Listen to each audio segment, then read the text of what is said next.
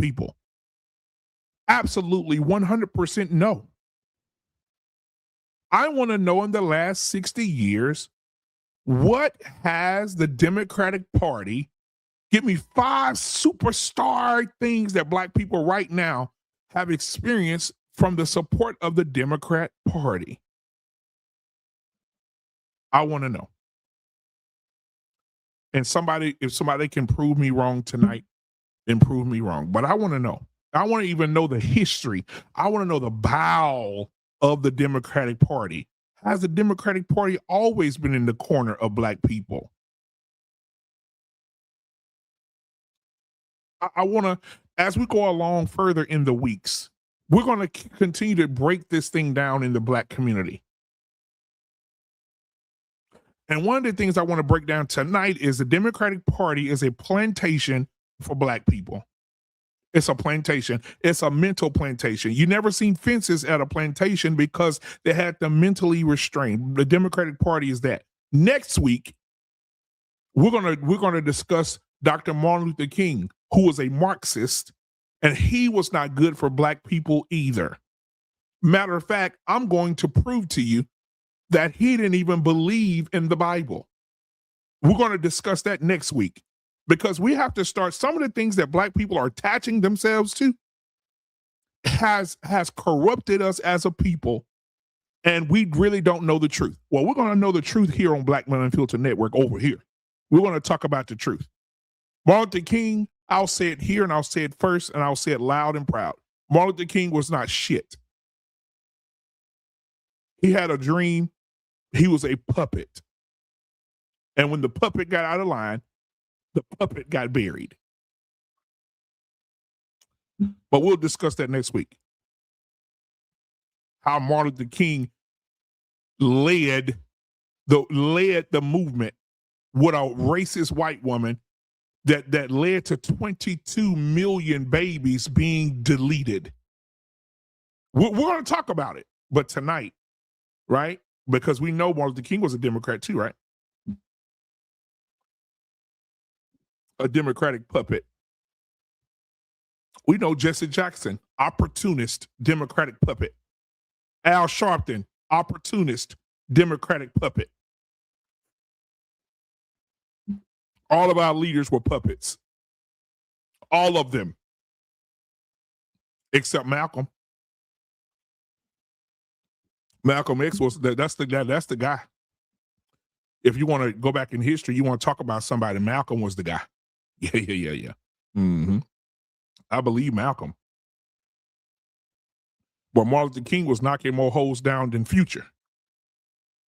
But we don't talk about that though. Ladies and gentlemen, if you want to come on the panel tonight, I would love to have you. We have a few good men in the back right now, pause, that we're going to bring up and have this discussion tonight. I am going to allow anyone who's speaking to have uninterrupted time. Uninterrupted discussion on their part, and then we will rebut anything that they may say that we could correct and or have a sensible argument, adult argument about. Okay? So I'm going to bring up these two fellas first, and then I'm going to put the link in the chat for anyone that would like to join the show, because I want to know tonight, what have Democrats actually done for Black people? What has Democrats actually done for Black people? I'm going to drop the link for anybody that wants to come up, but the rules are simple. Come up. This is Black Men Unfiltered. You can be as unfiltered as you want, but come up. Make sure your camera's on. Make sure there's no TVs on in the background. Make sure there's nobody talking in your background, because we want to make sure you're heard. We want to make sure you're seen, and we want to make sure you're on camera. Okay? And we're going to talk about that too. And I see you in the chat talking about the 94 crime bill. I know what party that came from under. Or the 3-strike rule. Yeah, we know where that came from, for sure. Stop and frisk. Come, but I'm going to allow the Democrats to speak tonight. Ladies and gentlemen, I'm going to bring up the first brother that's on this network always, sometimes, Every Monday, every Tuesday, every Friday for barbershop. Y'all give it up for yours truly. Our Pain is in the building tonight, man. It is so good to see my boy Our Pain in here tonight, man. So what's going on? What's going on? Good. All right, now the next person I want to bring up, man, I met him a few weeks back. Me and him had some spats on the TikTok circuit, talking about politics. I want to bring up my other brother from another mother. Give it up for Goldie in the building tonight. What's going on, my brother? I want to bring up my other brother. You got an echo in your background, Goldie. I think you may have. Okay, we went away. All right. Last but not least, I'm going to bring up another brother, man. Listen, the brother is in his 50s, but looked like he in his 20s, and he stayed away from a lot of women. So I think that this is a good brother. He's a father. He is a husband. He is a good man. Seriously, guys, all jokes aside, he is a really good guy, really good family guy, and we love him here, man. And whenever I can get him on, I'd love to have him. So, guys, put your hands together for the one and the only man. Dame is in the building, man. What's going on, my brother? What's up, y'all? Good to see you, man. I see you getting ready, Nikki, so I'll bring you up when you're ready. So guys, I want to have this conversation tonight, and I don't want to have, the screaming, like, all the screaming and cussing each other out like other panels do. But I really do want to understand something. What actually has the Democratic Party done for Black people? And I have an opposer here. Our Pain and I will be the opposing voices tonight. However, I would like the Democrats to speak first. And Goldie, I'll allow Goldie to go first and then Dame to come in. Goldie, give us your thoughts on what has the Democratic Party done. Nikki, give me a thumbs up when you're ready. What has the Democratic Party done? Hold on, I'm bring up Nikki first. Ladies and gentlemen, I'm bringing up hey, nothing like good old kinfolk in the building tonight, ladies and gentlemen. All right, she is a vet. She is she's an educator. She is the wife of a pastor. Give it up for yours truly. Nikki is in the building. What's going on, cuz? What's going on with you? Good evening. Okay, I can hear you real good. All right, so we'll start with you first, Goldie. Goldie, what is it that the Democratic Party has done for Black people that stands out that we enjoy today?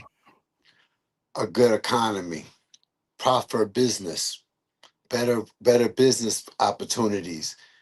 Black people have also benefited under Democratic rule of growing their wealth as a single and as a married couple. They have better tax breaks under Democratic Party, and they have better loan opportunities and better time to grow their business under the Democratic Party. And that's what I feel like right there. I'm just going to leave us that so far until we go any further on it. Okay. Good opportunities right there. All right, Dame, you in the building tonight, man. What stands out to you? What is the superpower of the Democratic Party that has stands out, that makes, that we enjoy today, that the Democratic Party gave Black people as a culture? Yeah, that voting is pretty nice. I mean, that's always nice that you can vote. Mm-hmm. So, it was Democratic Party that did that. You wouldn't even be able to really have a say in anything if it wasn't for Democrats passing the Voting Act, the 14th Amendment. So that's always good.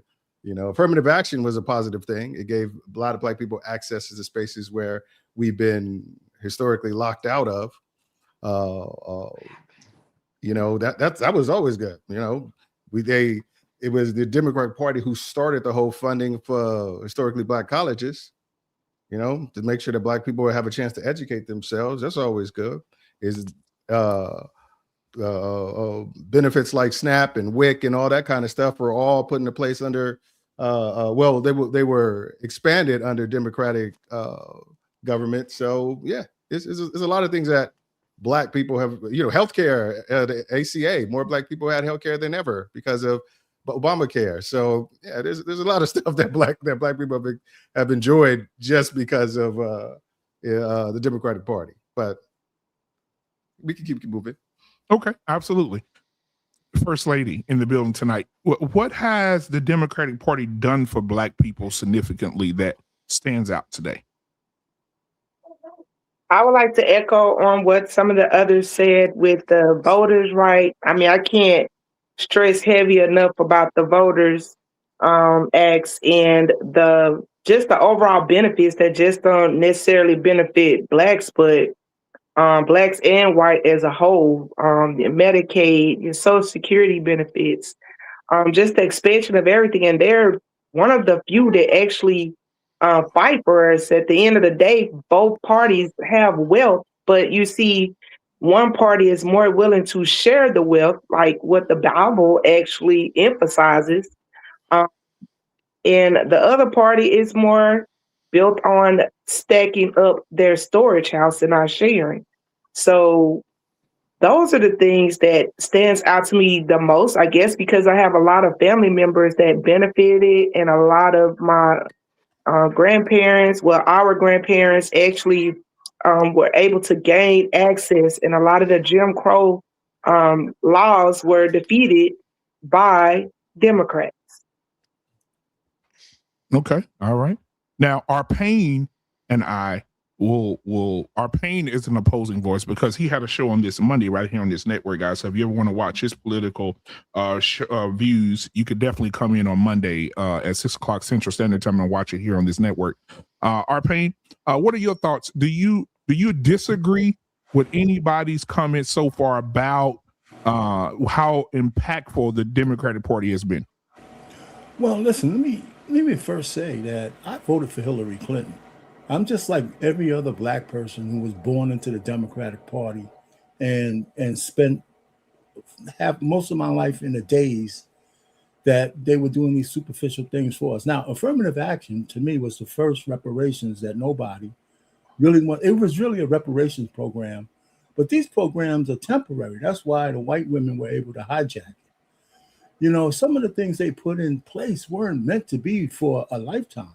And so all I'm saying is, one, since LBJ, and listen, here's the one thing about LBJ, and I'll come back to it. When they say that once he signed that civil rights bill, that he'll have the N-words eaten out of his hands for 200 years, I can't find that quote anywhere. You know what I'm saying? I think it became an urban legend. But the point is that in 1964, coming out of Jim Crow, which I was born in Jim Crow, I was 6 years old when it was over. 25% of our kids were born out of wedlock. After the 60 years of the Democratic rule over blacks, we're up to 75%. And you know, it was only 3% back then for white people, and now it's 26% for them now. So I'm looking at outcomes. We go to our neighborhoods, and after 60 years, we're still fighting for the same goddamn things. Now, there was just, and I'm going to say this, and I'm going to end it. Just recently, I think a Walgreens closed in a black neighborhood. I forgot what city it was. I don't know if it was Memphis or somewhere. And then the typical race hustlers come out here and say, well, Walgreens is racist for leaving. But nobody in the black community was saying, well, the YNs, and I hate that term, was robbing the place blind. Right? So I'm saying, instead of using the bullhorn, the typical Democrat bullshit, saying that we got to, you know, these corporations are racist, that same legislator, that same guy could have came out and said, well, you know what? This Walmart is needed in this area because if they leave, we'll have a food desert. We'll have a pharmacy desert. So we need to treat these places special. We need to get the mayor, the cops, the local legislator to put some cops in that area so we could protect those organizations so people can't rob them blind, right? And we protect those things and instead being proactive. But no, we never hear that. It's always after the fact how we're victims and shit. There's another thing. I'll take it one more. I said I was going to shut up. If I was the same guy who's a legislator, not only would I have protected zones where the cops are there protecting and throwing people in jail, I would say now that we're protecting those businesses, I'm going to go to corporate and say, hey, listen, in this area, you're doing really good business in this black community because we keep it safe. How about giving us some discounts on a regular basis because we're protecting your stores? And we're keeping those stores in the neighborhood so the old lady doesn't have to go 100 miles to get her shit and all that kind of stuff. But instead of doing that, we come out with the bullhorns. Oh, woe is me. I'm a little black nigger and I need somebody to help me. You know what I'm saying? And so we need to get away from that. So my biggest thing with the Democrats is that it's something psychotically wrong with us voting for them over 90%. That's more cult-like. We should be somewhere in the middle. We should be looking at policies on both sides and voting for people not because they're black. And part of my thing yesterday, I put up like 30 freaking black women who were judges, mayors, lawyers, DAs, legislators, and every single one of them in the last 10 years was fumbling the bag over some criminal bullshit because they're trying to be like white people.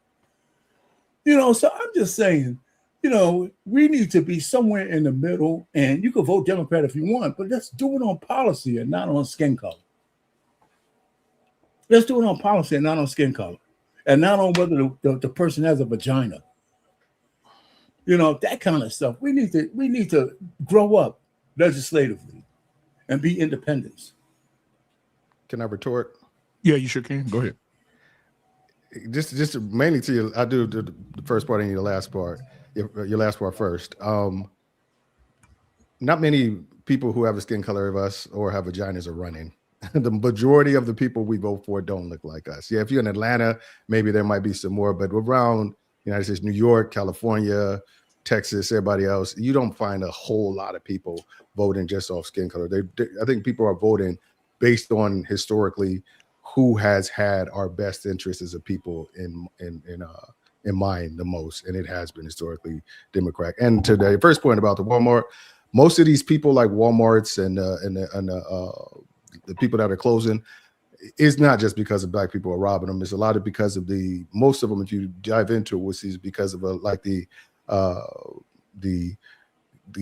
people, the delivery services and stuff like that, and what have you. People have more access. They're going to what's cheaper as opposed to and more convenient. Target is expanding at the same clip as Walmart was, and they're not closing down any stores, and they're in the same neighborhoods.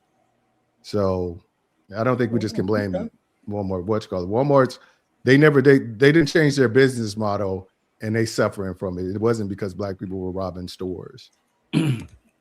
Just a minute of talk, because I don't really disagree with anything you just said, Damon.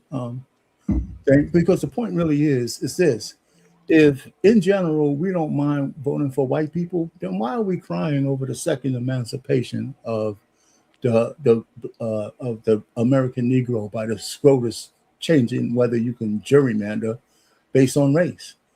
If we're not afraid to vote if the people are white, but they have the right policies, that's who we should vote for. So we can't say just because I can't pick a black man in a certain area that we're being discriminated against. Well, we can't keep anybody in any area. Wait a minute, let me just finish this. Okay, if you were able to vote on April 28th because you had the right credentials, SCOTUS put out their edict on the 29th, and on the 30th, you're still able to vote.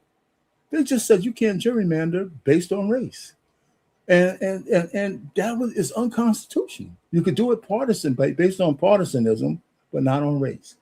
And if we vote for white people, if they say the right things, then what are we worried about? Then what are we worried about? Well, most of the districts are like that because we do vote for the white person that is best interest for us. But when they rejiggerman those districts, they more districts to people that don't got our best interests at heart.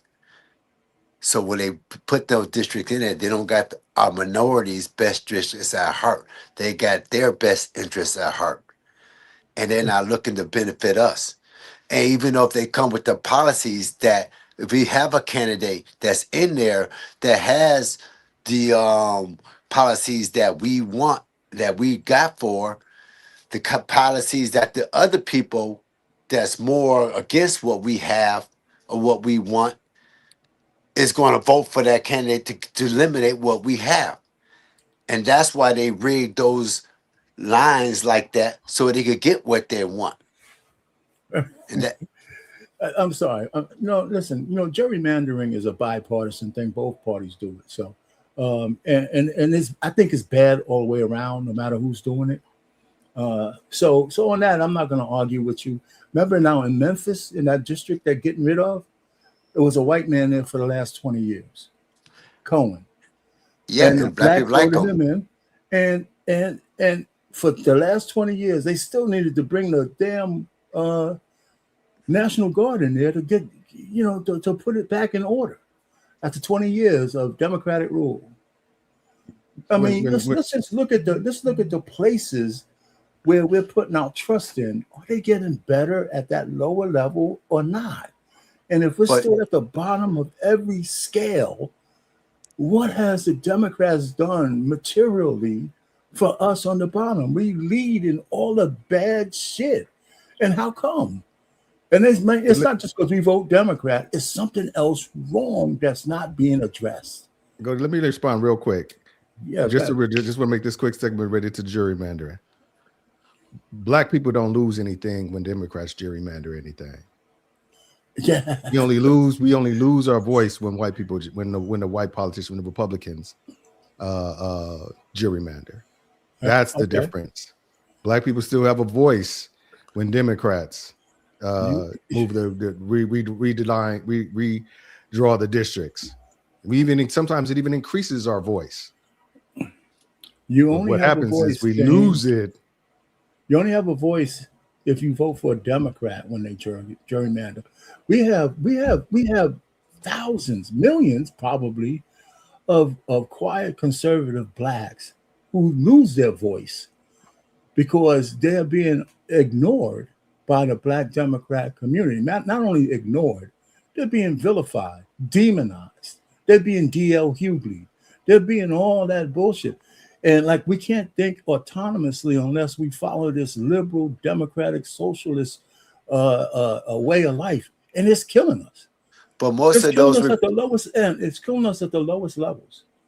But most of those Republicans you speak with us are black, right? They're not speaking for the black, right? I just said that most of the Republicans that you're speaking about that are black, right? They're not speaking for the black community.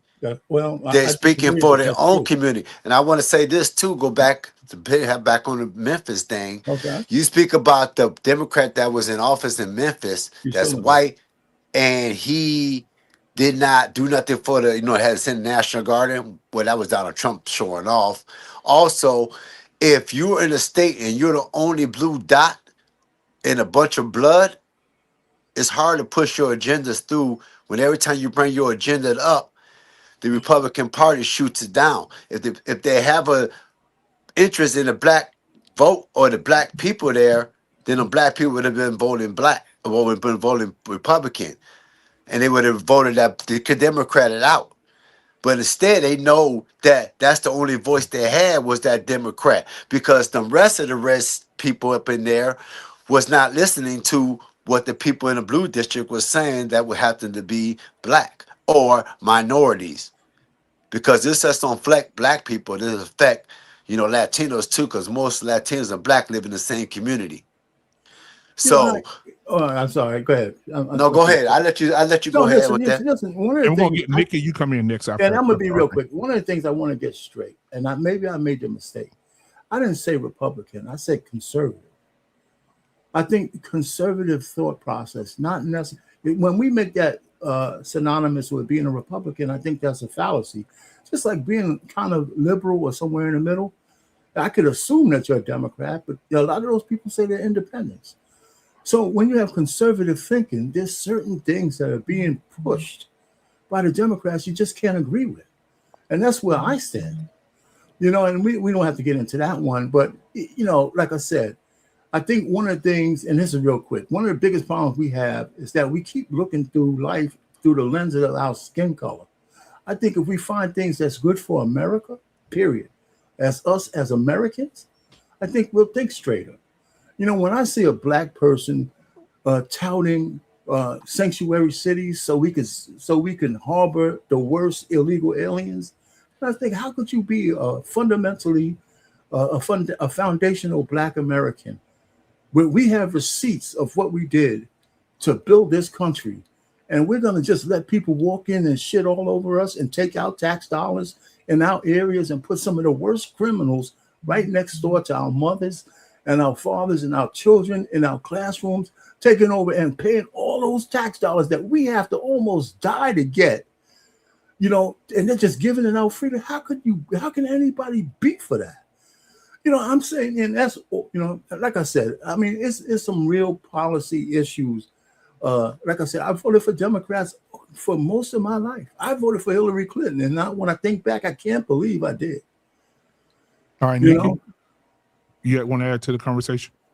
Yes, I've listened to both sides, and I really think that you're taking one or two situations and applying it to everyone as a whole. Okay. As far as like the illegal aliens, when everybody talking about criminals, I don't care what the criminal is. I don't care if they're a legal immigrant, if they're a legal immigrant, black, white. One of the worst criminals I know is my brother.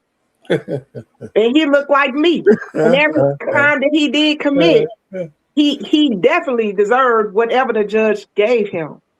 And so when we talk about crime, there are just certain issues in life, like life and death, that you don't apply to a political party. It's called being a human being. But there are certain issues. There are conservative Democrats. One of my best friends is a conservative Democrat here in Louisiana. She's one of our state senators. Look her up. Her name is Katrina Jackson, and she's married now. Andrews, Katrina Jackson Andrews. And she's one of the few Democrats that actually opposed abortion. And she's a female Democrat. So we have to be careful when we assign certain, when we put I think they call it, what's the term we call it that we get offended of? Help me out. Selective outrage. Stereotyping. Okay. Let me start acting like I'm in a class. But we have to stop stereotyping the race, and we have to do what's best for our household. I have a son that's on the autism spectrum. We rely heavily on the Medicaid system. And because of his circumstances, he does qualify for Medicaid. So I can't stand when I see the majority of them are white and the majority of them are Republicans. Yeah, get out and work for it. Get out. Baby, I work. My husband work. We all work in this household. But in reality, that benefit is there for him because the insurance costs would override it. We would be broke trying to pay for different types of therapies and things, and it's available to him. That doesn't mean that we don't work. We pay our taxes, we pay our share too. But those are those stereotypes that have become attached to our race. I'm here in Louisiana. We're in the trenches, baby. And that so-called gerrymandering map that took out that second Democratic seat, you should go look at that map. You mean to tell me the largest metro area between New Orleans and Baton Rouge, you would actually lump all of them? They account for the majority of our population. Are you going to lump all of them into one district when the other map actually drew in its other areas and split those two cities? Because they are large enough to be split into two different districts. And different enough. Type of games. And then Jay Morris calls one of the Democratic Party a boy. A boy. Now this is 2026. In 1992, I experienced, well, it was 91. I experienced my coach, my own basketball coach. I'm out there sweating and all that. She called me a nigga. Okay. My husband served on the Monroe school board. One of his former school board members forgot, and she's a Republican, forgot to hang the phone up, and guess what word she dropped? Another N word. So it is, and this is like in 2015, 2016. So we're not talking like in that terms. So guess what? All her friends was rallying behind her, you know, and then they were like, oh yeah, they used to. Well, yeah, we shouldn't be using it. And I tell my students that all the time, but I don't like applying details to a race as a whole. Them people don't like you. They don't. You got some good Republicans, but baby, you got some bad Republicans, and it's the same side on Democrats. I've seen backstabbing on the Democrats, but I gotta go what actually works for my household. And the Republicans trying to strip everything that works for my household, my aunt in there, my mom in there, they trying to strip everything away from it over a few illegal aliens, because I did do counterintelligence in the United States Army. And that is actually called something called psychological operations, where they purposely put out certain propaganda. And you know who fall for it the most? The least educated portion of our country is in the South. And we automatically fall for those things without researching because the blacks in the South rank lower education wise. So it's easy for them to push propaganda down our throat. So it's no surprise in the populated areas like Washington State and those areas where the median income is way up there, where the blacks and the whites, they actually live side by side. So it's no surprise that most of them are Democrats. Hey, anybody want to come in? Come on. I look at it like this when he talk about illegals. Pushback, but I wanted you to riff. Oh, go ahead. Go ahead. Go ahead and respond, Arpain, then we get Goldie. Oh, yeah, go ahead, man. No, he can go. I mean. Okay, I look at it like this. When you talk about illegal, I don't care who you are. I'm like her. If you're a criminal, get up out of here. I mean, a serious criminal. We ain't going to get nobody up out of here for pulling over a parking ticket. And he been working here 25 years, and you're telling me he's a dangerous criminal. Okay? Also with illegals, I have not met one illegal, not one. And I've been on the earth 53 years. And I have not met one illegal that took a job from me ever. I'm still looking for that Jose, that Gomez, or whoever he is that supposed to be taking these jobs. Because me here, I live in Iowa now, and there's a bunch of jobs that illegals take that gets down here, and I ain't seeing no black people out there picking no corn or picking up no soybean. We ain't going back to those fields.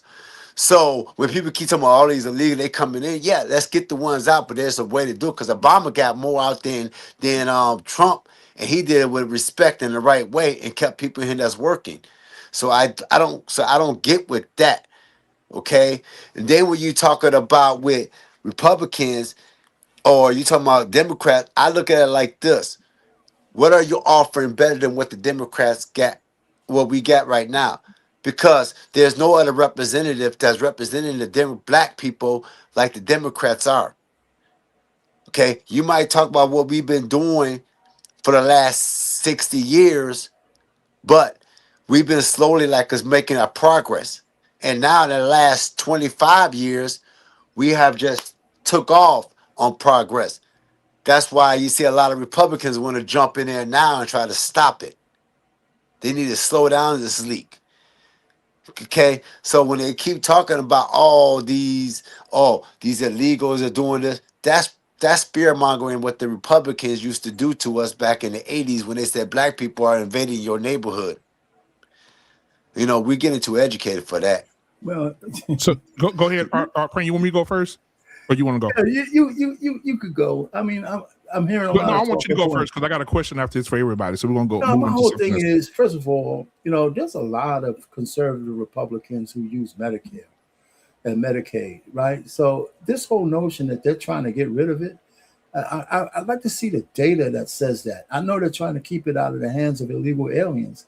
And for the people who try to minimize the millions of people sucking on the tit of America by using this false equivalency that somebody from a foreign country who shouldn't even be here in the first place, should have the same rights as somebody who's an American citizen. And it's the most bizarre thing. It's like it doesn't mean anything to be an American. And it means everything to be American. For us, and like I said, so many black people can't see themselves past the color of their skin. What's good for America is good for us, and we keep forgetting that. And so the policies that are being the pervasive policies, especially today, from the Democrats is socialism. It's taking money from the rich and redistributing the wealth across. Guess what? When the rich leave, guess who they're going to tax? Guess who's got to pay for socialism? It only works when they can steal money from somebody else. Look at what that crazy ass woman is doing in Seattle. Look at what the communist Mondami is doing in New York. Look what that dreadful Negro in Chicago is doing when he balanced the budget. Yeah, exactly. $12 billion balance budget. When he backstabbed all of those people who voted for him and put thousands and thousands of illegal aliens in their area and told him to go pound salt. He even got the most radical leftist black women to say, you know what, we're flipping this place red. You know, it's not me talking, it's the Chicago people talking. And Chicago is one of the most lawless cities in the inner city than anywhere when it shouldn't be. Every single weekend. You know, so I'll just land it there. Go ahead, BMU. I mean, I think we should think differently than just being usurped by one party at 90%. And the women I can understand, right? Because I believe a lot of black women have it in that necessity. They need people to affirm them all the goddamn time. I think the worst thing is for black men who can push these liberal policies of gender affirming care, you know, chicks with dicks in women's bathrooms, and all of these kind of crazy open borders, you know, no cashless bail, all of these kind of things I can't get with. And I don't even want to talk about the baby deletion thing, and that's bigger than any party. That's self-destruction of the black race by the millions. You know, so I mean, come on. I mean, just being a conservative, hell with being a Republican. How can you just not be conservative? But go ahead, BMU. Oh, I'm sorry. I said it. No. This is my question. So you could, Dame, you could go first. If Black Americans have voted overwhelmingly Democrat for decades, why are many Black communities still struggling with crime, poor schools, poverty, and low wealth ownership? So, Dame, you can start and we'll go around the room. I can honestly, great question. The reason why we still is because for every step that a Democratic policy puts us forward, there's a Republican Party policy ready to knock us back down. That's generally the way it was. That's the ebb and flow. Can we give an example of that, though, Dame? A perfect example, affirmative action. Affirmative action, it highlighted and gave access to people of color, not just Black, and not just, it gives it to women as well, access and to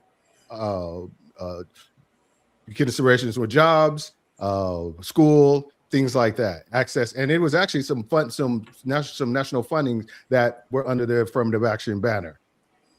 What happened was when you take that away, you take away that access to jobs, to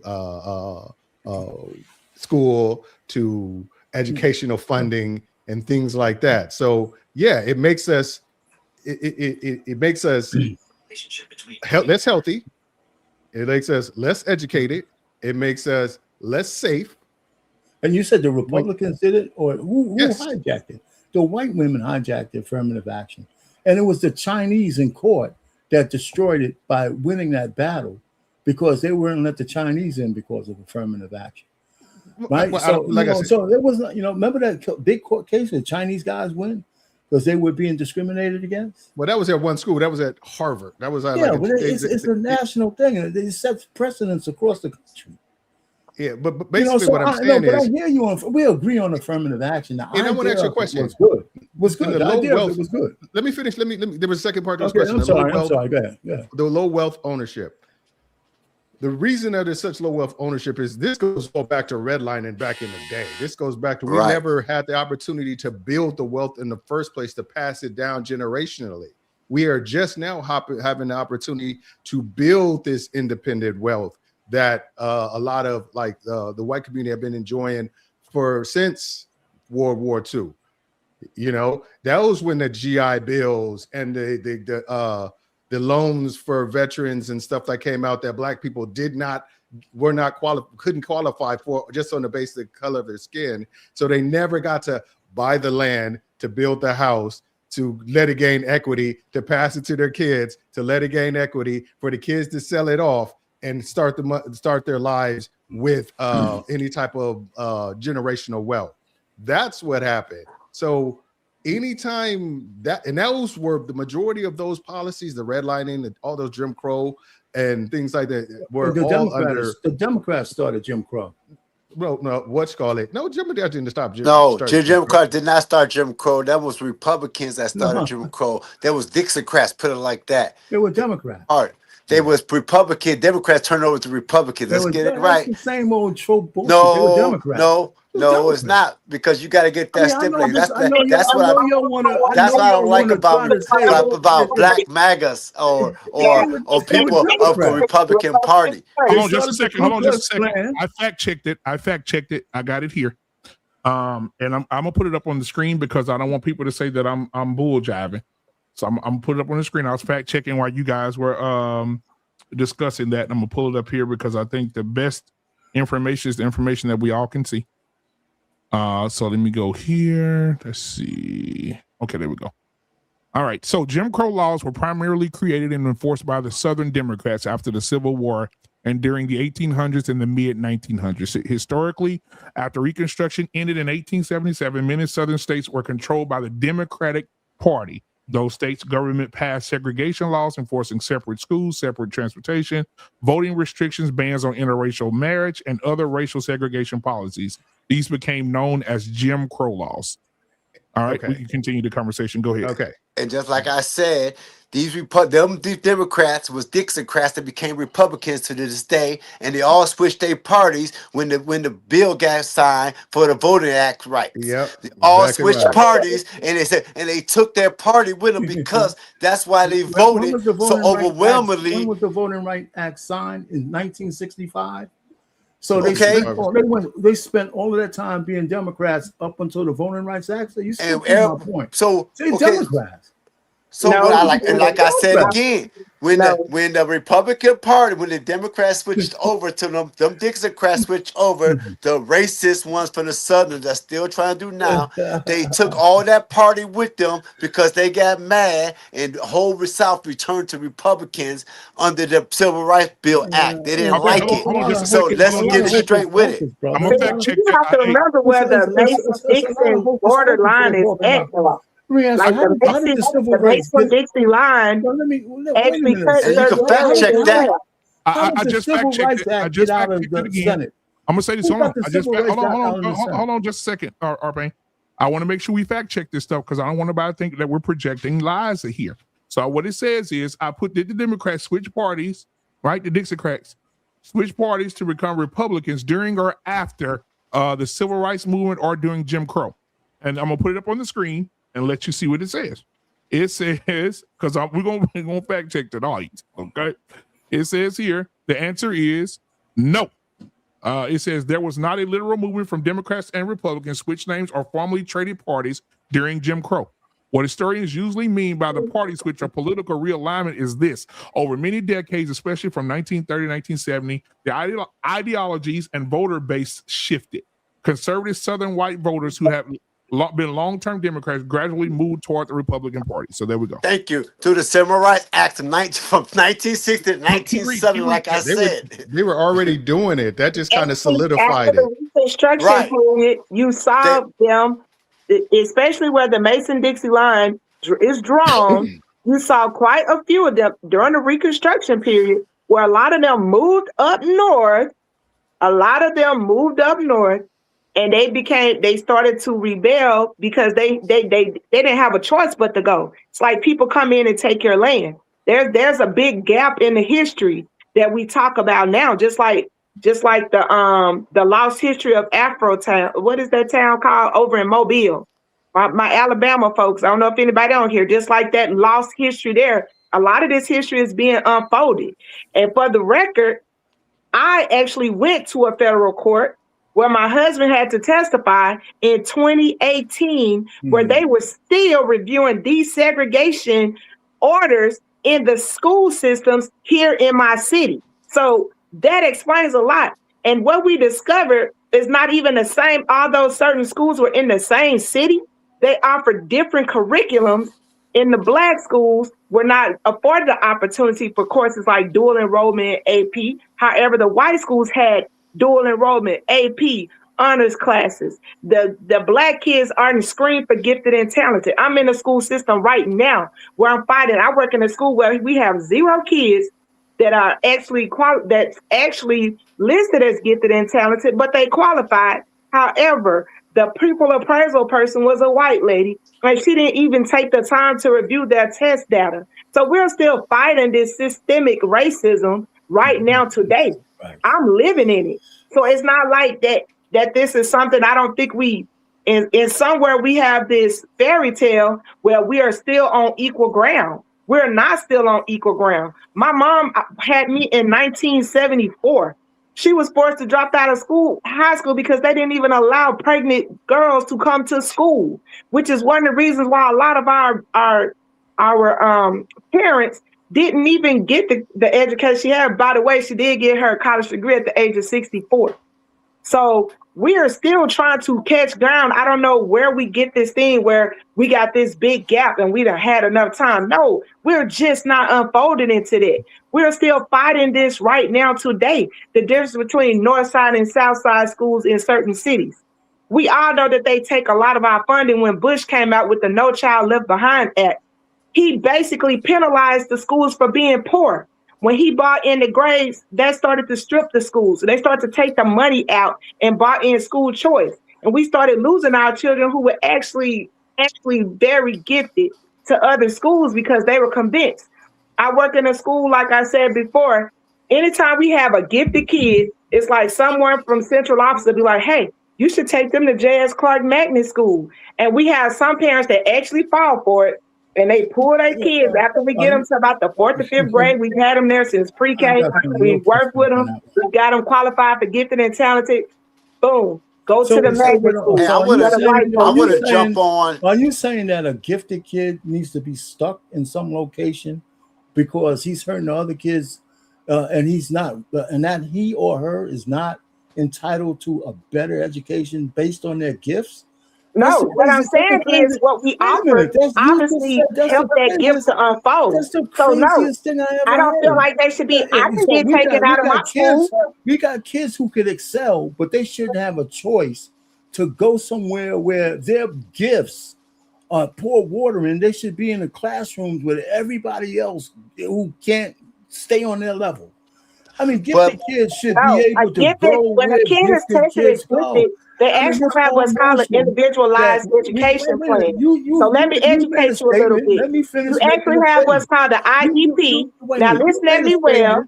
You made a statement, and you should let me go ahead. Okay, so can I retort it? Can I talk? Finish. You talking over. You're talking about what you hear, but I'm talking about what I do for a living. What I'm saying is, did I mention that I was a coach? Okay. And so the same thing that you're saying, that's the same thing the white folks tried to tell them. And guess what? They stayed in the school system. When you get tested as gifted, you get something what's called an individualized education plan. It's called an IEP. Your curriculum actually changes and you're actually grouped. And you actually have a one-on-one tutor that comes in and sit with you as a gifted student. And they give you the attention that you need.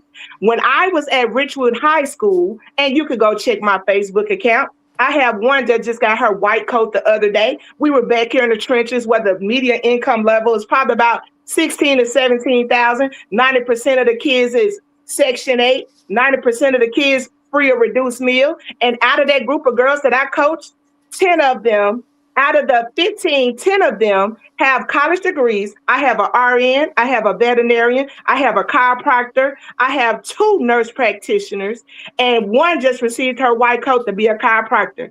The other 4 went into the military. One is now about to get her sergeant major, and one is a warrant officer now. And that's out of one group of girls. And I claim that group because I was there with them from the middle school. I was from 7 through 12. And that was the group that I stayed with all the way to the 12th grade. It was my first group of pilot girls. We didn't have a large basketball or track team. But every last one of them went to college. And I'm so glad that they stayed. And their parents trusted people like me that got it out the mud, who know what it takes to beat and defeat what it's like. White water, just because the white folks put ice in their water, don't mean it's colder than ours. Lady Matt. I know you think you said something. I'm proud of your accomplishments. But the fact that you're going to say any policy that disallows a person who's gifted to go where they can both benefit, whether they stay in the school or not, any policy that prohibits them from going is a bad policy. That's all I'm saying. So if it's a charter school, just because it might take the most gifted out of a local public high school or grammar school, doesn't make the charter school bad. It does because it takes money from us. Let me finish. When you sit down, hey, Brian, when you I'll bring you you up, Brian, in just a second. When you know, get settled, go ahead, man. I'm done. Man, so these policies are just, and let's just talk about wealth again. And I think that one of the things I think is each one teach one, right? Generational, we'll never catch up to the generational advantage that white people have, and we need to stop doing that. I think we need to stop beating ourselves up. We need to start where we're at to build the generational wealth that we're talking about. And I think we misuse generational wealth. We just need to do better every generation so the kids that come behind us have the benefits of our knowledge going forward. And it's never going to be equality of outcomes across the racial line. Some of us are better with money than others. Some of us know how to teach investing than others. So very few people, we have a dearth of Black Americans who invest in the stock market other than maybe their 401k plans. So we need to understand the difference between Main Street and Wall Street. And I think we need to be able to teach our kids that. And some people can just do better than others. That's just the way it is. And so are they going to ever catch up to the 10th generational white person who's been able to stack their bread and property? No, but we can start where we are. And that's what we need to do. That's what I think. That's just my point on that one.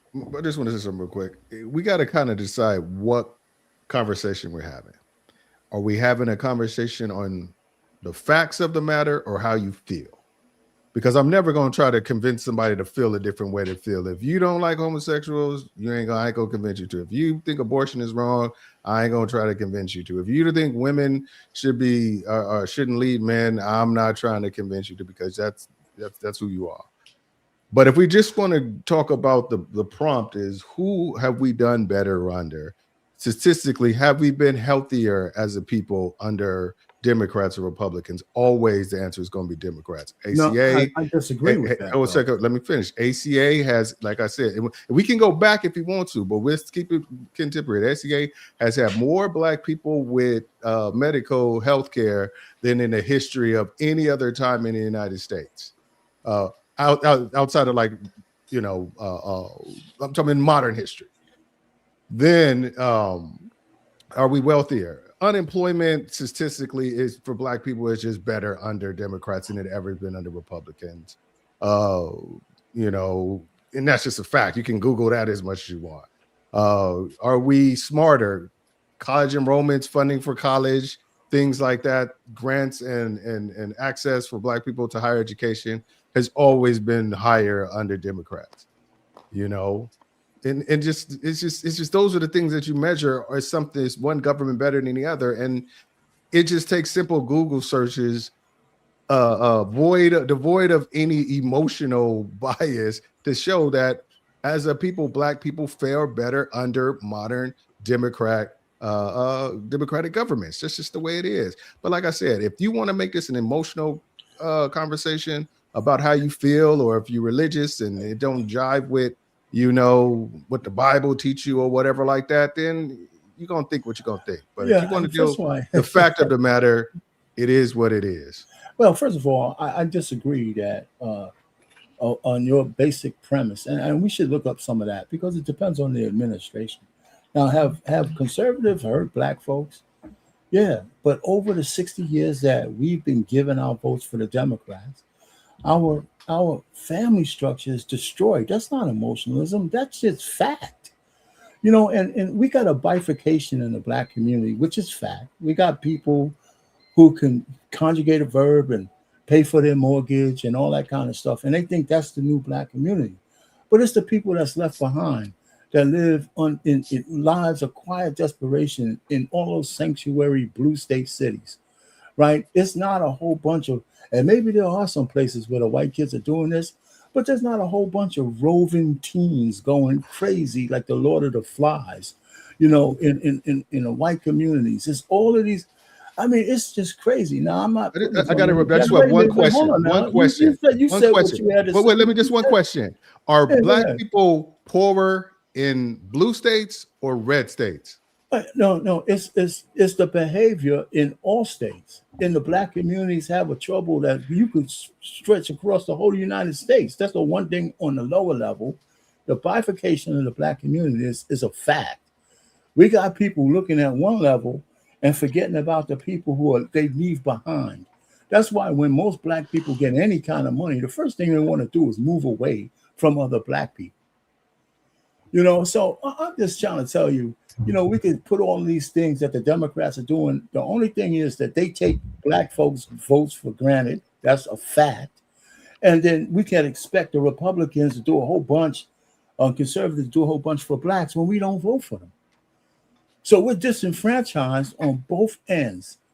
So I think that we should be independent thinkers, whether a person's skin is black or not. What's your policy? Being against chicks with dicks is not an emotional thing. I'm against that in female because I believe in Title IX because I remember how hard women fought for that. I'm old enough to remember that. The Democrat got that. Women benefited big time from Title IX, and we're trying to take that away. Women are losing scholarships.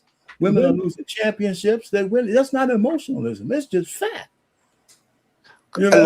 So anyway, but go ahead. Let me ask this next question real quick. Goldie, I'm gonna let you go. I'm gonna ask this question, and you can say what you have to say, but I won't put this question up here.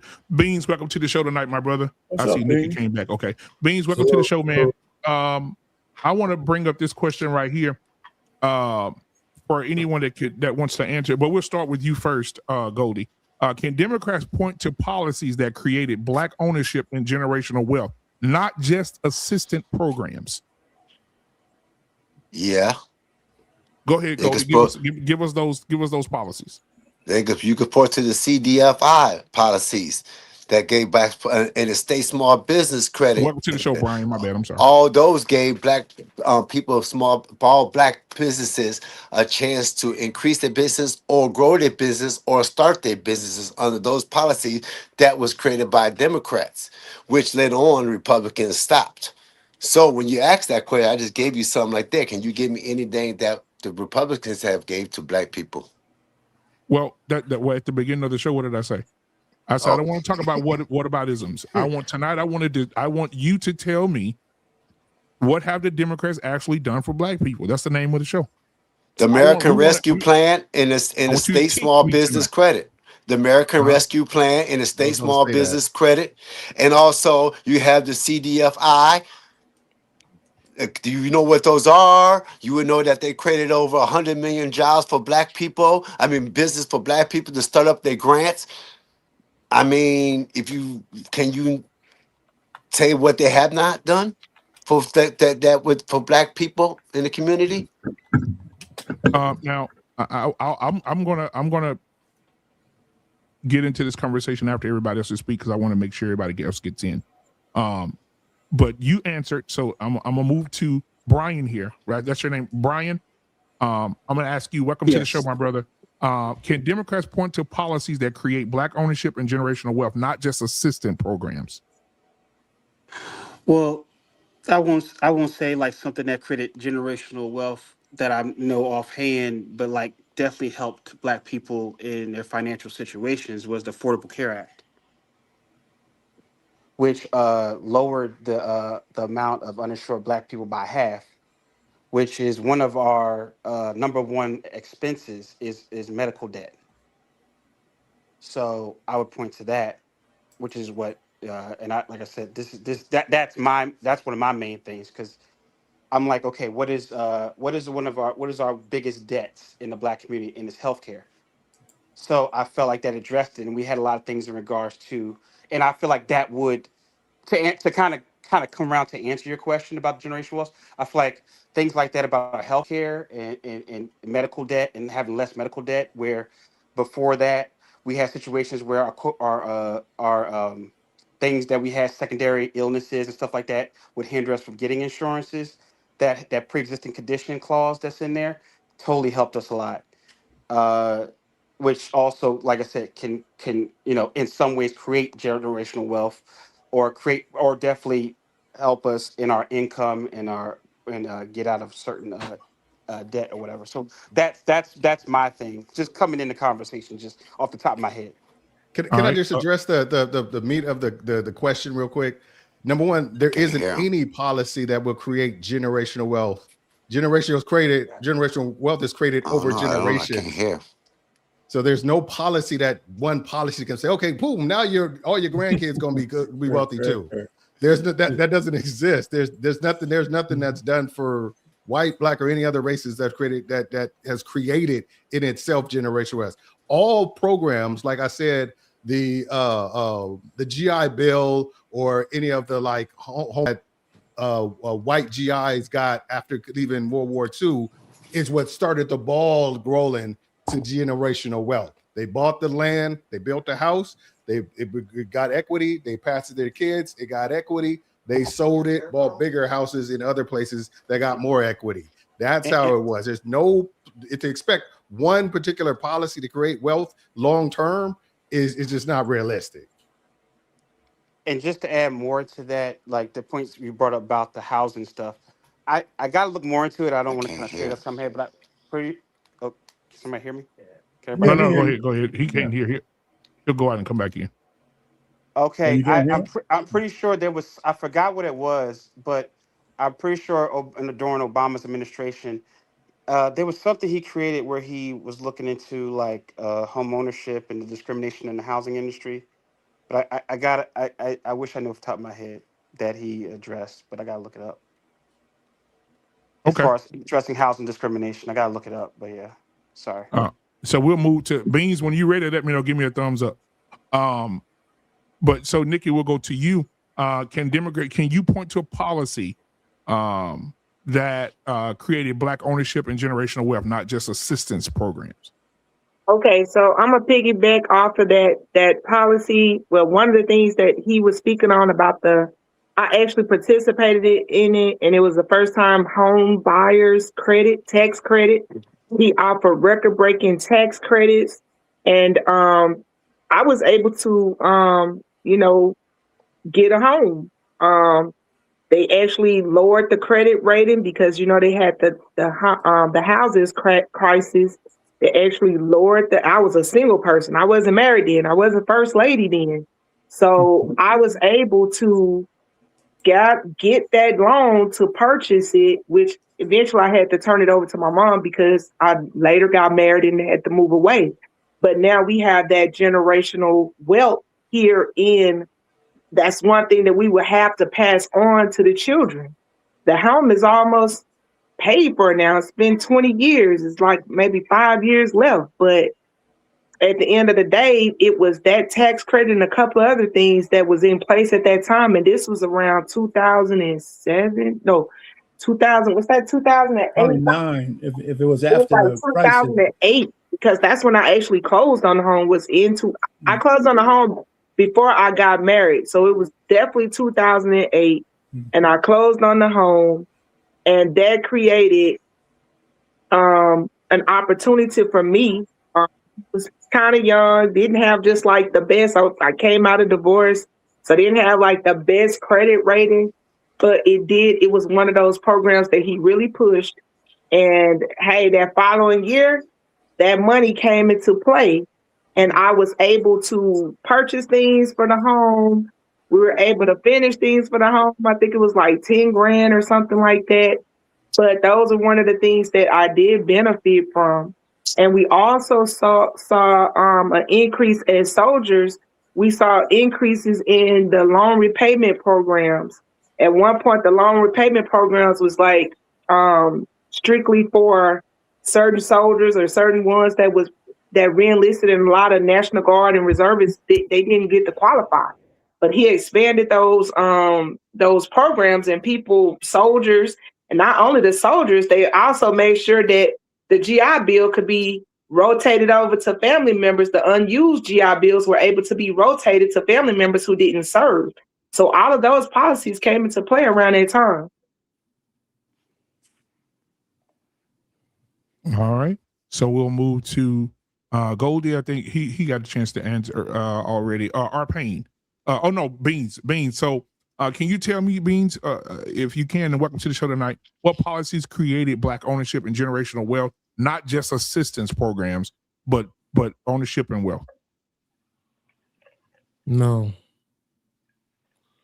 I can't. I don't have the answer to that. Yep. But I do have some questions, if that's okay. Yeah. Go ahead. Can I use my time? So I got a question, and I want to ask it specifically. Forgive me, I'm getting old, so I'm blanking on names right now. I'm so sorry, bro. Let me pull this down so you can see. Hold on. About pause. Yeah. But go ahead. I do.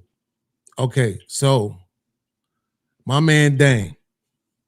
My bad, bro. It is not, I swear, I'm just getting old, bro. It ain't nothing personal. Let's say that you made $90,000 a year and your wife made $60,000 a year. And then I created a policy that made it to where you made $300,000 a year and she made $200,000 a year. But the but behind that is that y'all had to be divorced, kids had to be raised in separate households, different neighborhoods. Y'all was gonna hate each other, right? All that kind of shit. Would you say that policy benefited you? No, not at all. I think that's the real issue, right? When we're talking about this specifically as it pertains to Democrats. It's like if you do something that I can show you and say, like the other brother mentioned that there may have been some grants and things that may have been given, right, to a few hundred Black people, right? When it's 42 million Black people. When we talk about Black people, we're talking about a demographic. And when we're talking about something that is benefiting or progressive for them, right? At a minimum, I would give you 40%, even though that's not even the majority. But if you said, man, we did this and it benefited and helped 40% of Black people progress, I'd be like, man, that is amazing, right? But with all of the economic progressions that we have seen from Black men and more specifically Black women, what has it cost us? What do we have to give up for that? And I think that's the real issue that people have nowadays with supporting the Democratic Party, is because the veil has come off. Nobody is just accepting, oh, you Democrat, we vote for you habitually. It's muscle memory to just go vote for you. It's a lot. When I say nobody, that was overstatement, but it's a lot more people now that are listening to the actual politics. They're listening for the policies, and they're not seeing anything from either side really that says, oh, we're going to take you from a second class status as a demographic to you right up here with everybody else. No more will you be you're at the bottom of society jokes and all of that shit. No, we're not seeing it from either party, but that includes the Democratic Party. So my question would be kind of, do you understand that, and what would your response be? Mine would be this. It's just like, did you see that Chappelle Show episode when they got the reparation checks and then they were like, click, you know, I'm like, they were like buying Cadillacs and stuff. Mm-hmm. There's some, it's funny as that is and how it's stereotypical it is, it's some truth to that. The reason why they say, okay, we're going to have these programs and it's only going to be available to a certain amount of people is there's some trial and error. They got to make sure that the thing works before they spend all this resources expanding it throughout, even broaden the scope of it. So that's what they did. They said, okay, we got $40 million or $100 million that we're going to provide these things like that. If it works, if it's justifiable in the budget and we see it really benefiting the community, then they can say that worked. Let's double this year. That really worked. Let's triple it. Let's add $1 billion to it. And what can happen is if you see it working consistently, politicians can come and vote on that. Be like, you know, that thing that y'all got that bought all y'all Black people houses, I'm first day in office, I'm gonna triple that, and it's gonna be $1 billion for you. Everybody gonna get houses. They can't necessarily just run in there and just give people a bunch of money because it's gonna go bad. Because historically, unfortunately, we haven't known how to manage money effectively. There's still some learning curve when it comes to managing certain things effectively in the Black community. That's why I'm okay with them doing it for a small and then building it up. I'm like you. I agree with you. First of all, I know you don't mean it, but I take offense to you saying that we never learned it, right? Because we did. I reacted to a video earlier today with a dude, BMU. Remember, I was telling you about this. I reacted to the video earlier with a dude listed like 17 different spots where Black Americans had set up shop after Absolutely. 1865, right? And that these places was taken from them in some form or another, whether they was burned down or just moved or flooded or had highways built through them, right? So it's not that, it's that we have been severely traumatized by trying to make economical leaps in this country that I think a lot of people are afraid to do it. And not only that, we have been convinced not to be able to trust each other based on the behavior that we see, and also part of the programming, if I'm just being honest. I don't think that we don't get together and build in like really big conglomerates. You might see a few people do it. I know you probably heard about them families down in Atlanta that got together and bought them 97 acres, right? And I think now they probably up to more than 100, something in 100 and something acres, right? But that's been 5 years and they ain't even broke ground. Right. Meanwhile, them white people that started the whites only town in Arkansas, which they founded in 2023, they already up and running. Right. So it's always some issues that kind of prevent us. And they rush, and then now them white people, as you talking about, that built that place in Arkansas, filed up for bankruptcy, and they on Cash App asking for people to give all their money. But you're not talking about the community like someone like T.I. built, and got it up and running. That he helping our single Black mothers and things like that. And when you speak about how like Black people, we got these programs, it didn't build generational wealth. You go down like 30-40%. No, it was more like 50-60% of these Black helped out the Black community. And when you helped out that 60%, how you need to be specific with either education, buying a home, like the programs you just said we named off. That you talking about need Pacific. Like you just said, we named them all off. I'm going back to them, saying that when them programs are used for 40-60% of the population, we got them when we used them, and it benefits 40-60% of the population. That 40-60% of the population now can turn around and build up more generation for their kids. That's how generational wealth start. White people did not start getting generational wealth just like that. They build it up over the years. So also, hold on. Let me get finished off. And when you said that Black people you cut me off, but go ahead. Okay, I'll let you go ahead since you said cooker. Yeah, I thought we was. Yeah, I'm just saying we interject them, right? So here's the thing. One, you mentioned T.I. That's problematic, right? And don't get me wrong. I'm not saying that baby mamas don't need help, but fuck that. I'm not building a community for baby mamas. Right. That's but when you build commitment for baby mamas, you build up the strong son. You build up a strong son. When you got a good baby mama, yes, you do. Because just because the father, we're not gonna get it just because the father's not married to the woman, that the father's not in the household situation. Right, I could just do that real quick. No, because I'm not in the household with my daughters, and I'm raising up two beautiful daughters. Okay, right, I'm saying two beautiful Black daughters. Okay, and I know Black men that's not in the household that raised up beautiful, strong Black men, and their fathers are not. Okay, so yes, the statistics already show we're not working on feelings here. We're working on facts, and facts are shown that this. So facts are shown. So facts are showing that we are Black fathers have succeeded raising up Black men. Okay, that's not in the home. Okay, hold on. Let me go. Here's the thing. One, you can't give off 9,000 pieces of information and expect us to respond to them, right? So this is what I'm saying. You didn't. Let me show you exactly what you did. First, you mentioned T.I. buying those houses for the women, right? And then the second thing you mentioned was policies that was put in place to help Black people buy homes and go to school. And you said that affected 40-60% of the population. What I'm saying is those are three definite statements that you're making, right, of things that happen. Now, I'm accepting the premise that T.I. built some sort of community for these baby mamas. That goes off the problem. You said that white people white people building something. You're not letting me finish. Let him finish. Let him finish. Right? You can respond. Let him finish. That's what I'm saying. You're not letting me finish. That means you're actually not listening to me to understand. And I swear to God, I'm done talking to people who ain't listening to understand. So if that's what we doing, I could just stop talking to you. I go back talking to my man Dane. So I'm gonna try it one more time.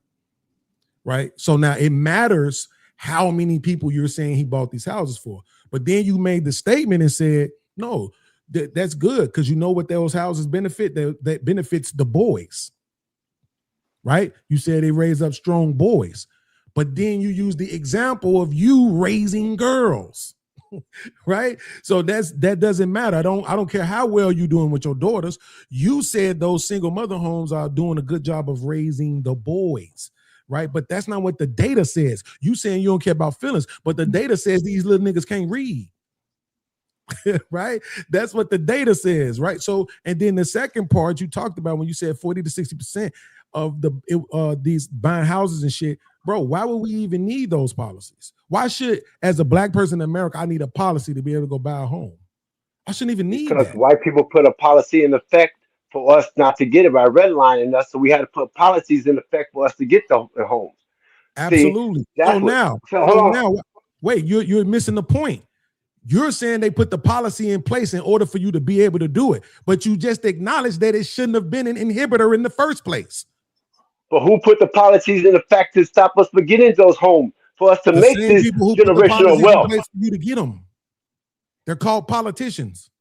Okay, And so they're also if we called got crackers. hold on, you asked me what the Democratic Party did for black people to benefit them. When I give He them to asked you you. what the Democratic Party did for black people to benefit them, what you turn around and say is, well, politicians put these things into effect. That's why they're not working. Okay, but we That's just not what I showed you just where they said. working. You see what I'm saying? That's not what I said. The sister was raising her hand. So let's do this respectfully. Let's go to the sister. But I'll throw a And I question want to to you, ask you a sis. question after her, Mr. Beans. Okay. Yeah, Well, yeah, go you ahead. good. You good. I ain't even gonna ask the question. Just Go go. ahead I'm first, sorry, Ray. DM. You ain't trying to take over your show. No, Fine. you good. You good. Go That's ahead. that's a damn lie. If it had been that case, the Fair Housing Act would have not needed to come into play if we were on equal grounds.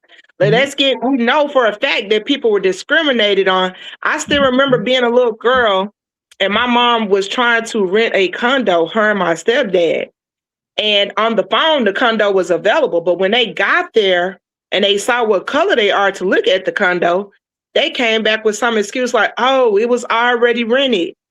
We were already being discriminated. It was on the privileged side of town. So if everything was even ground, and then we know if we're in the South, you guys know we're about 15 years behind. So a lot of things that we're discussing, if we was up north, a lot of wealth and a lot of access to things. The schools in the northern cities, like in the Seattle area, a lot of the schools, black schools, white schools, they have the same access to equal education. And please don't be a data rat. All right. Don't be a data rat and just look at numbers and then automatically say, oh, they can't read. I'm going to give you a perfect example about reading. Okay. Louisiana has a system called the DIBELS test, okay? So the DIBELS is this literacy screener that they use now, right? They use this literacy screener, and that test, I have a video where my mom and a bunch of us, and we're very fluent readers, but that test is designed where they have something called nonsense words, made up words. But even though we train the kids the whole life and we say, use your words, sound this out, memorize this. But then a portion of that test has something that's called nonsense word, make-believe words. And it's one of the parts of the test where our black kids actually do the worst on, because it's almost like a reverse thing. It's like a taboo. And they're getting docked for that. And a lot of them failed that DIBELS test, but a lot of them can pick up a book and they can read it very fluent to you. And they have comprehension. But there's one little test with 5 different sections, 1 minute. My son is a perfect example. Where he is, okay, so you see what I mean right here. You just gave us 3 premises, right? How we gonna remember to respond to all of them? Do you see what I'm saying? Y'all have to learn how to stop at some point. Okay, so you want me to stop after the Fair Housing Act because y'all kept on going. So I'm just answering everything that you and the other young man were going back and forth on. Y'all were like all over the place. See, here's the problem. So I'm taking it one by one. 1, Fair Housing Act. 2, don't be a data rat. And that's it in a nutshell. The data does not shows exactly what our black boys, our brown boys and girls know. And that's just all I'm saying. Okay, so here's the problem, right? You said you came in and you said you talked about the Fair Housing Act, but that was irrelevant. We already had established about the housing, the laws made to keep them from going. Now, like you, if you're just gonna jump in, it means you're not listening to understand. Right? So here we go. I'm gonna try again with you one more time. Ma'am, we already had established before you responded that the brother said we needed it because he asked us who put the policies in place that made us need the Fair Housing Act. So we already had established that it was needed. But the point is that it shouldn't have been needed. You didn't say the name though. You wasn't specific. And I thought you were looking for specific details. Which you still didn't give. Right? That's what I'm saying. You told us that we needed the Fair Housing Act, which we had already established that it was needed, right? To repair something that was done. But the fact is, if it wasn't needed, and here's the point about me saying it shouldn't have been needed, right? At the end of the day, if you got a job and you working and you got enough money, you should be able to go get a house. You shouldn't even need a lawmaker to be able to say, well, let's make sure these black people can get a house. You shouldn't even need that. It's just a house. Not to mention the fact that in the country today, I think, I may be wrong about this, I'll look it up when I get through, but I think black people own the least amount of houses out of all the races. I'm gonna look that up to confirm it, but I think that's true. I'm doing it right now. Right? So that's why I'm saying, like, these things that y'all naming, my man named some housing complexes that T.I. built for how many women? Let's give them, let's say it was 100, let's say it was 500, but he specifically said it was for single mothers. So now you're basically telling them, no, all the choices and everything you made, that's all good. Don't worry about it, girl. We got you. Keep on screwing these niggas and making babies that ain't neither one of y'all prepared to take care of, and we'll keep housing y'all. Who said that was the case, though? Why do you guys stereotype and assume? I have 3 young men, their mom is raising them. I have 3 students who lost their father, and she's a single parent. So how would you like it if it was one of your family members who father or whatever passed? We have to stop stereotyping black women. We're the hardest on our own race. This is exactly why you said don't be a data rat, right? That's right. Let's go by that real quick. Right? So here's my question to you. So here's my question to you. Not to own homes by choice, not because they're not qualified to own houses. So why is it? What percentage of women do you think that who are single mothers? What percentage of them do you think are single mothers because the fathers died? Well, in my school, in one class, I actually have 5 students out of about 16. Okay, 16. So that's the percentage you want to go with across the country? I teach the entire school. I'm a lyrics coach, intervention, what's that? I'm speaking on one class. One class. Then the majority, a good number, I had this young lady come up to me and say, Coach, why they trying to be funny talking about a father-daughter dance? They know we don't have our father. Guess where her father was at? In jail.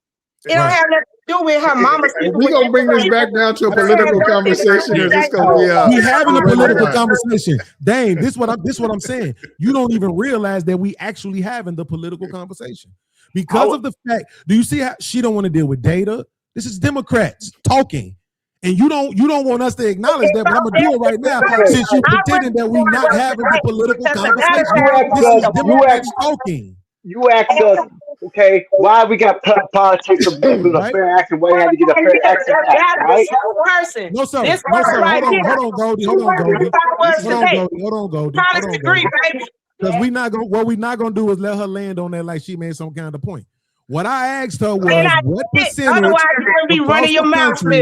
Absolutely. What percentage of women, particularly black women across the country, are single mothers because the father died? That's what I asked her.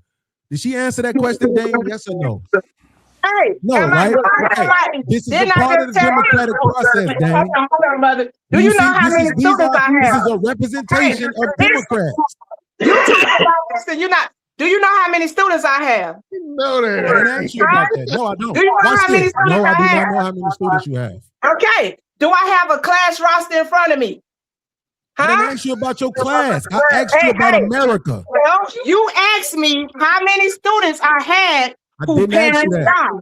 I didn't ask you that. And I could verify with a class roster. Dang. And I could Did I give ask you her a about her correction. students? Hold on, So Dang. You like, need to defend them. Did I ask her about her students, Dang?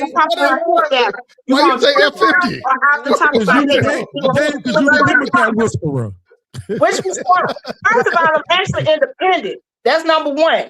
So there you go. You're gonna get enough of people with stereotyping people. Absolutely. Did you vote in the last presidency? Hey, like I say, you talking to somebody that lives all over the country. All right, military veteran. Before I was an educator. Let's get it together. All right. I served beside some great people: Republicans, Democrats, Independents, all type of races. Okay.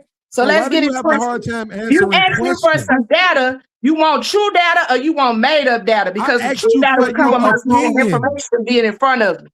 Lady Mac, I really asked you for your opinion. You won't stop talking. You just want to argue, and this is what Democrats do. Hey, that's because you're used to them women bowing down to you. I'm not bowing down by answering a question. I want peace. I want problems always. Dang. Dang, the Democrats said that I want her to bow down to me just because I want her to answer the question. The question is 9%. You want true data or you want me to make it up? It's I just asked 9%. you for your opinion. I don't have a student roster in front of me.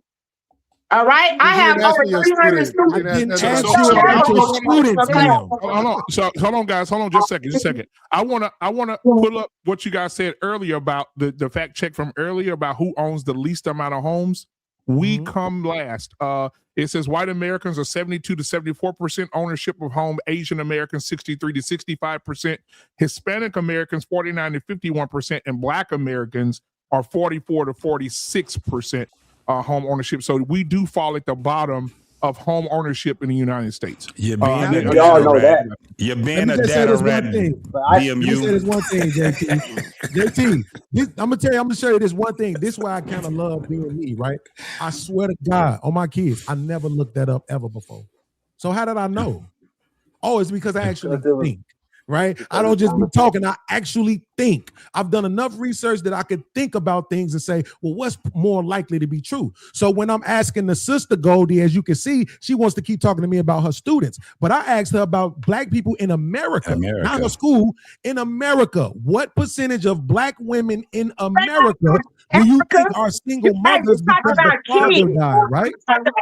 Whatever she said, I would have went with it. It didn't matter what she said. I would have just went with it, right? The answer because is 5%. The point I'm trying to make is 5%. that if we can look at the data and we can see like, oh my God, these boys.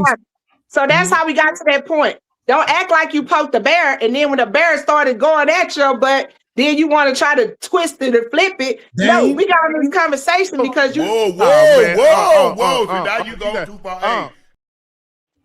I blame Dame, JT. He getting all the blame. It's his fault. It's been his fault for 3 years. It's been his fault for 3 years. That's a fact, bro. I'm sorry, Goldie. Go ahead, Goldie. I'm sorry. So Goldie, hold on just a second, Goldie, before you go. Before we get started, because I want to move the conversation. I have another question for everybody. And I think this one is a great question as well. I need an answer for this one. What measurable economic improvements can Democrats claim specifically work for working class Black men? What measurable economic improvements can Democrats claim specifically work for working class Black men?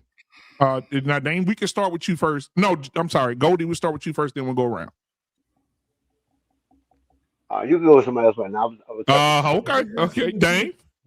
See, like this is where I'm not gonna know the specific policy. I want to say the Inflation Reduction Act that Biden significantly lowered Black unemployment, but there's been other ones before that addressed it. I know Obama had some specific policies to focus Black unemployment, and Black men happen to be a part of Black unemployment, and as well as I think it even started under Clinton. So I can't name specific ones.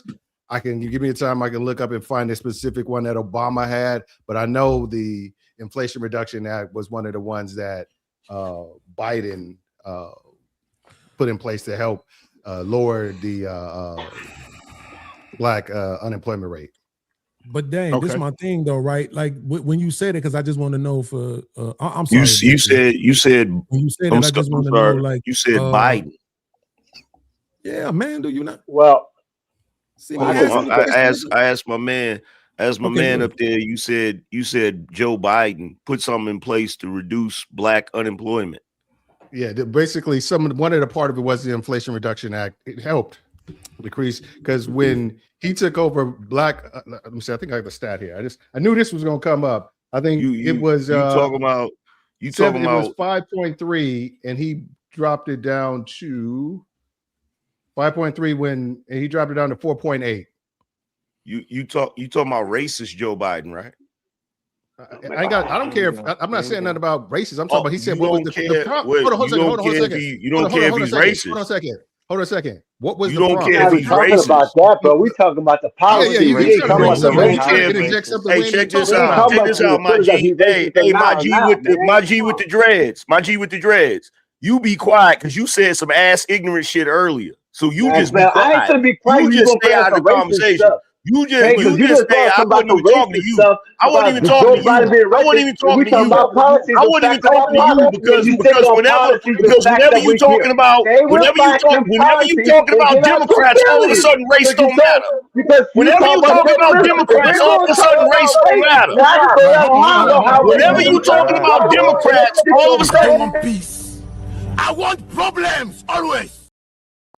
Whenever you talking about Democrats, all of a sudden race don't matter. Oh, now we're crying about Y'all racist some Joe Biden, hypocrites. but we're not crying about racist Y'all Trump. some Now we're hypocrites. going about racism, Either and she's talking racism when matters we or it start bringing doesn't. up facts, Hold on. this is when we Either get into racist Joe racism Biden. matters or it Stay doesn't. out of Joe Biden All right, racist Either hands. We're talking racism about matters or it policies and doesn't. facts. If you can't stay, this is what Republicans do. They I got always a want to question. go keep Joe I or got a Joe question. Biden or what Joe I Biden got a did question. with something Can I hard. get a clear You question cannot out? jump to Joe Biden when Joe Biden I got a when question. facts get to you, bro.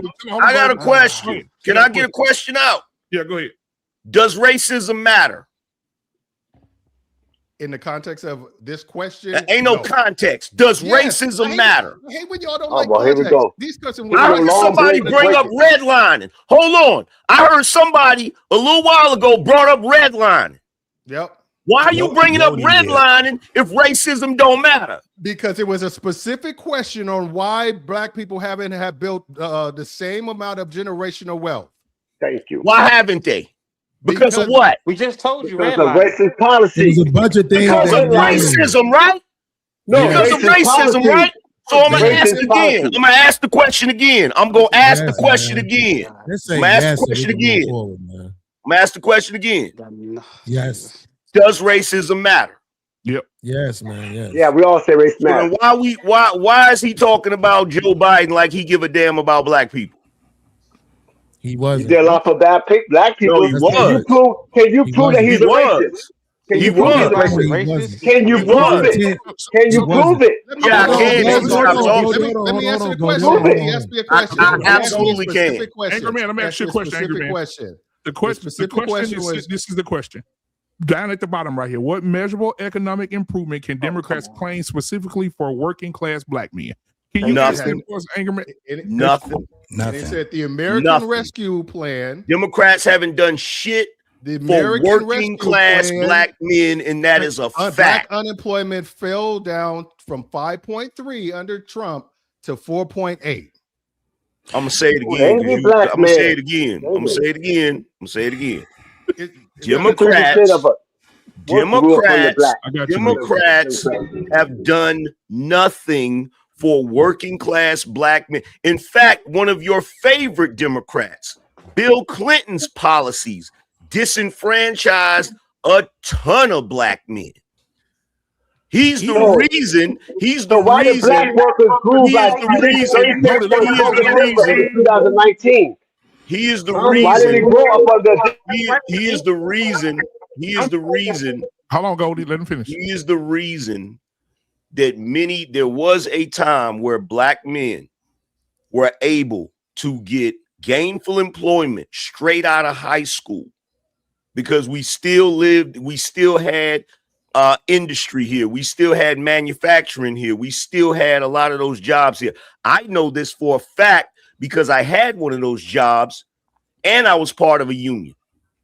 It was Bill Clinton and his bullshit policies that put an end to that. I want to ask you a That question. caused numerous. Say what? Policy. Let me just ask NAFTA. Why y'all acting like y'all don't know what this is? Hold a second. When Obama took over in 2009, what was black unemployment rate? You said what? When Obama took over in 2009, what was black unemployment rate, and what did he bring it down to? Hold on. Hold on for a second. Before you go there, why would you ask me that question? Why would you ask me that question? Didn't the sister just tell Beans not to be a data rat? No. So why are you getting ready to come with some numbers? Hold on a second. Okay, then why do more black people lost their jobs in the 70s and 80s under the Reagan administration? The entire period. You ain't shit better than you. Niggas don't read. Why more black people lost their job on the Reagan administration than any other administration? And also more black factories got caught in the 70s before that. What you want to bring up NAFTA? You don't want us to do is bring up what the Republicans do. That's what he don't want us to do. So let's not. He brought it up. Hold on, but that's irrelevant. I'm answering his question. You can bring up Republicans or Democrats. It don't make no difference. What I was saying was, it don't make no difference. You can bring up Republicans or Democrats. When Obama took over, the black unemployment percentage was 16.8%, and when he left, it was 7.3%, which floated still on a downward trend to where Trump was able to end his first term with a 5.3% black unemployment rate, and then the American Rescue Act brought it down even further to 4.8%. So when Obama came into office, when Obama came into office, the country was about 800 billion in debt, and after he left office, it was over 4 trillion. No, it was not. Go look it up. Go look it up right now. Look it up right now. Since we put it on fact. I forgot. You've been I forgot I was talking about Black Jesus. No, I forgot I was talking about Black Jesus. Fact check him right now. What was the statement? I forgot I was talking about Black Jesus. All right, I'll tell him. AM said that when Obama walked in, the deficit was 800 billion, and when he left, it was what trillion? 4 trillion. 4 trillion. That's a lie. That is a lie. Wait, hold on a second. It couldn't, because we had just came out of a war that George Bush put us in, so we knew it was in the trillions. This is the fact. When I've been watching Angry Man for a long time, I've been getting on him for a long time. He's been representing the black community for a long time, and he's been playing with data for a long time. And Bush kept the war. But he don't speak about how the labor market grew for black people. Hold on for a second. Hold on for a second. Hold on. First of all, nigga. No, I don't misrepresent anything. First of all, I don't misrepresent anything. You talking every day, Mal. You're talking Can I get a word out without this ignorant ass talking me? When I start pushing data out, you start running your mouth. I was already talking. You shut up. To answer your question, Angry Man, it was $19.3 trillion when he left. Yeah, my bad. So I had it. My bad. I had it wrong. False data. False data, like I said. So here's the thing. First of all, nigga, I don't misrepresent anything. You misrepresent the community at all. No, I don't. Yes, you do. What have I said? Give me one statement I said that misrepresents the black community. You said Trump was the best thing for the black community that ever happened. When did I say that? On your show. I did not say that on my show. I've never said. Yes, you have. I watched you. I got you on Instagram, bro. You on my page on Instagram. Go look me up. I comment in your comments. I've never said that statement. Yes, you did. I've never said that statement. Go in my comments and go in your comments. Look at your show for 6 months ago. I've never said that statement. Because I want to move the conversation forward. Brian has something he want to say. Then we'll get in here. But Brian, go ahead, Brian. And I got another question for y'all too. Go ahead. So it says that Obama entered his presidency $1.4 trillion deficit, and he left in 2016 at 585 billion. So I don't know where No. this What 4 the hell? trillion No, 19. Shrunk the deficit, misinformation, No. angry man. So y'all talking And about also we'll get Hey, it. check this out. Hey, hold on. Okay, Check okay, this okay, out. okay, Check this okay. out.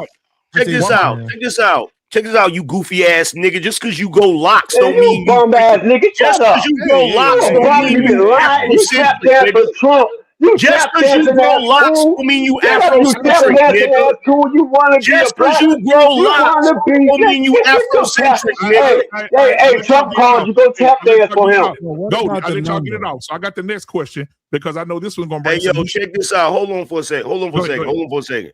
First of all, I'm forming MOI. Suck my dick, you clown ass nigga. I don't misrepresent black people. Dude, you been I sucking. slap them dreads off your head, nigga. Problems always. What about You been sucking on Trump dick and licking his ass since he came in office. Don't be Don't you talking suck on his crazy to me, balls dude. last week? Don't be Hey, talking you swing crazy from to me, head to dude. head on his ball. Don't be talking crazy to me, dude. You swinging from it. Hey, ain't you the talking one crazy that to me, pushed dude. that? You try to represent You when he take the put birthday energy, I Obama can't as a wait. monkey, you try to justify it. He put Obama as a monkey and you justify Trump. Okay, You was so- like, Okay, Nigga, go. you I acting got like you, a Go. monkey right I got now, you, nigga. you that's what you doing, Obama. Monkey ass That's what you nigga. doing, Trump. You acting like one right now. Hold on, y'all. Hold on. I got the I can next react question to because I know this. this is gonna heat up the room too. I got the next question. Trigger Mike is in the building, man. Thank my brother for being here tonight. I appreciate you, my brother. What's up, Trigger? I'm gonna ask this question, and then I'm gonna send it to Trigger first, and then we're gonna go around the room. Shit. All right. Monkey ass nigga, mad because you felt mad because of something I said, nigga. How long that shit been on your mind, bitch ass nigga? Hold on, Anger Man. So here we go. Here go the question. The question is, how has the I hurt your feelings. I'm sorry, my bad. Nigga, your feelings been hurt, nigga. Oh, my bad. Crazy, bro. Y'all ain't Hey, gonna show the I got a host no question. respect on his Has own this platform. has dependency on government assistance replaced economic independence in some communities? That's a trick question. Trent, we'll start with you, Trigger. I want to. Is it safe to talk? I want to. Yeah. You say go ahead. Yeah, let's say small hats. That's all. Just say small hats. I bet. Can I get a? Can you reiterate the? I'm sorry. Restate the question. No, it's at the bottom of the screen. Has dependency on government assistance replaced economic independence in some communities? 100% yes. Now you gonna. I guess we can look at that historically, right? But I like looking at things relatively. You know what I mean? We're gonna get up here. We're gonna debate, but we're a capitalist. I guess we're a mixed economy, but mostly based off of capitalism. And when I look from community to community, it's not really a bootstrap thing like people want to call it because they have so many different ethnic groups that use public assistance. But it's almost like, what are you using it for? Right? You can use it to scam the system. You can use it to elevate yourself, or you can use it and become a dependent.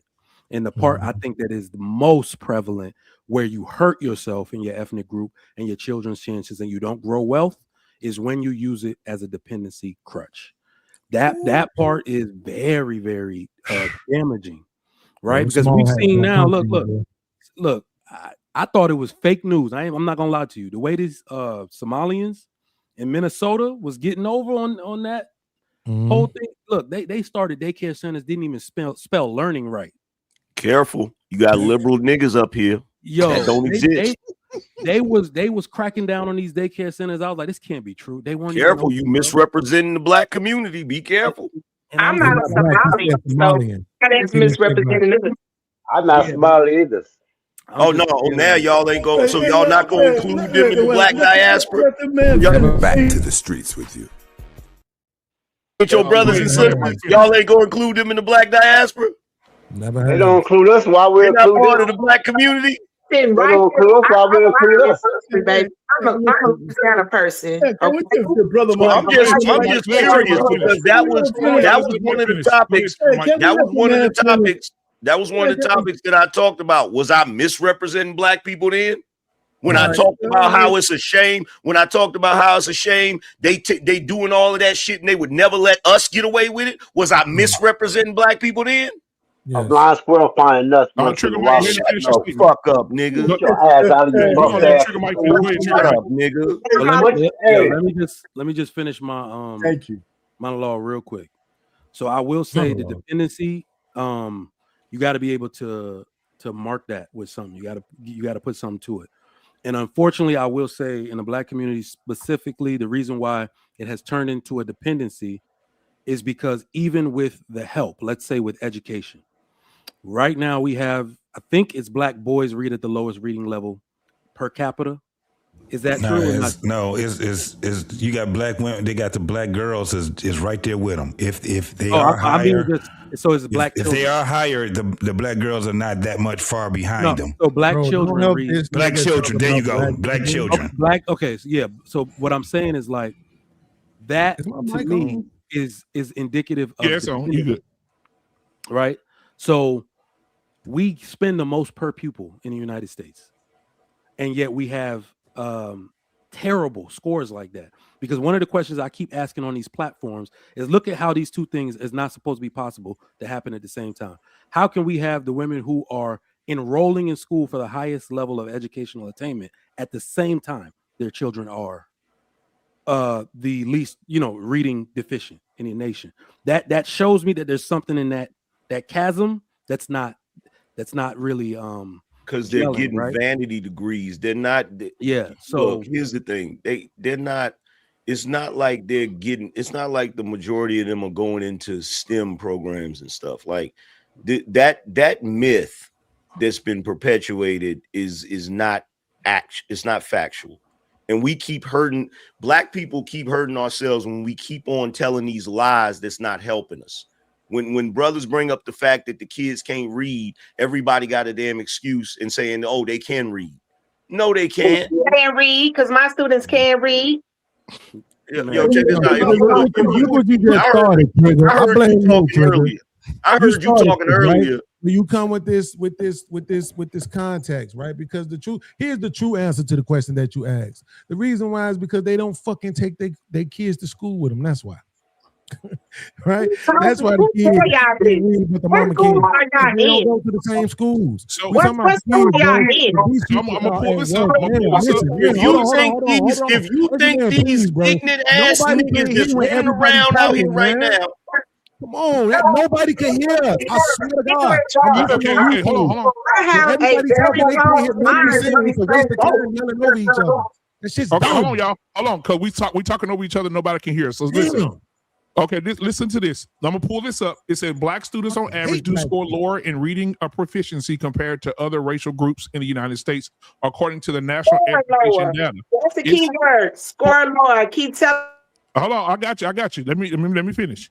For example, data from the National Assessment of Education Program, often called the nation's report card, has consistently shown Asian students tend to score highest on average, white students score above the national average, Hispanic students score below the national average, and black students on average have the lowest reading scores nationally. The issue is usually discussed in terms of reading proficiency, literacy rates, and grade level performance. Researchers point to the many contributing factors, which is poverty rates, school funding disparities, family instability, lower literacy exposure in some households, neighborhood violence and stress, teacher shortages, and differences in school quality. All right. So I want to put that out there first. So Beans, since you want to go ahead and finish your statement, then we'll go around the room. Go ahead. So the thing is this though, right? Trey, the point is that we can't expect for people to be in 3, 4, 5 places at the same time. That's just not how it works. You know that a lot of these kids that you're talking about are coming from homes where there's only one parent, right? So because of that, they don't really have nobody that is like super invested in their education. I can tell you growing up around black people that we had and put a high expectation and responsibility for the education of our children on the school system. That is what we expected. We expect not everybody was buying all those books and shit and reading them to their kids, right? Like my son, mama did that. My daughter, mama wasn't doing that shit, right? So everybody just didn't have that. You know what I mean? But I understand the point that you're making. I'm not trying to take away from it, but I just think, bro, respectfully, nobody benefits, uses, or depends on the system more than white people. This is, and I don't want to hear this shit about the fact that I don't want to hear this shit about the fact that they have the biggest population. That's irrelevant. The fact of the matter is whether or not when you looking at the dependency rates, if you're talking about black people, that's fine. Yeah. But you can't talk about the dependency rate and say, oh man, look how it's affecting us. Like that. No, that is, if it's doing damage to us, then it's absolutely doing way more damage to them. So here's the thing. And this is what annoys me about any of these conversations that we have amongst black people. Nobody wants to keep it real. Nobody wants to tell the damn truth. Everybody wants to pretend to keep the lie going. The reason why you have an issue with the literacy rate of black kids is the same reason you don't have one for Asian kids. Because in our culture, it's not cool to be a good student. It's not cool to do your schoolwork. It's not cool to behave in class. And we're going to keep sitting around pretending like we don't know what this is. We have a damn culture that rejects education. First of all, I'm insulted. Let's go and do it. Since you, for some reason on my birthday, you want to do this shit. Let's go and do it. You just named another reason. And I agree with you that's another happy reason. Birthday, Bean. Shit, goddamn. Hold on. Birthday, you just named another reason. And I agree with you that is also a reason, right? And something that needs to be improved on and checked in our community. But how dare you come in telling us that nobody wants to tell the truth when you just told us Obama left with a $4 trillion goddamn deficit, and after 3 goddamn Google searches, we all realized that shit was a lie. And then you want to accuse us and say nobody want to tell the truth, you lying ass nigga? Hey, Beans, check this out. Fuck Obama. Fuck Obama. That's the response to you lying? Fuck that big-eared. Fuck that big-eared fake-ass nigga. Because that nigga got pushed out of a white woman and was raised by a white man. Right. Fuck that nigga. Hey, I agree with you 100%. But in defense of Danny, and this is why you were wrong and disrespectful, and you got me disrespectful. I wasn't wrong. You got me taking up for this light skin. I wasn't wrong. But the fact of the matter is that he was not bigging up Obama. He was bigging up a policy that came from the Democratic platform. I got you, Goldie. He was asked a specific question. I think if you asked him straight up and down, and the same nigga that he was talking about that came with the damn policy is a known racist. And if I would have been given the opportunity to break down how he's a racist, I'd have laid out every single thing he's done that was racist. But I wasn't allowed to do that. But I wasn't allowed to. Didn't you just get through saying that they can't hear us if we talk? Go to the bathroom real quick. Hold it down for me. But you see how I said something and I stopped talking? I'm not talking. I'm telling you something. I'm not talking. Didn't you just say, brother? Yes, that they can't hear us when we're all talking. So then can I? It's very different from me just saying to you very quickly. Can I finish my statement? So can I finish my statement uninterrupted, brother? Put your location in the back. Like I already told you, I'm never gonna give you opportunity to hit me with them damn gorilla hands. And I'm not saying gorilla out of racism. I'm saying gorilla because he got big shit. Too late. Because I know this nigga down here gonna try to say that. That nigga down there gonna try to say it. Hey Beans, I got a follow-up question for Beans real quick. Absolutely. So, well, it's a question. How are we? So you look to the statement itself saying dependency.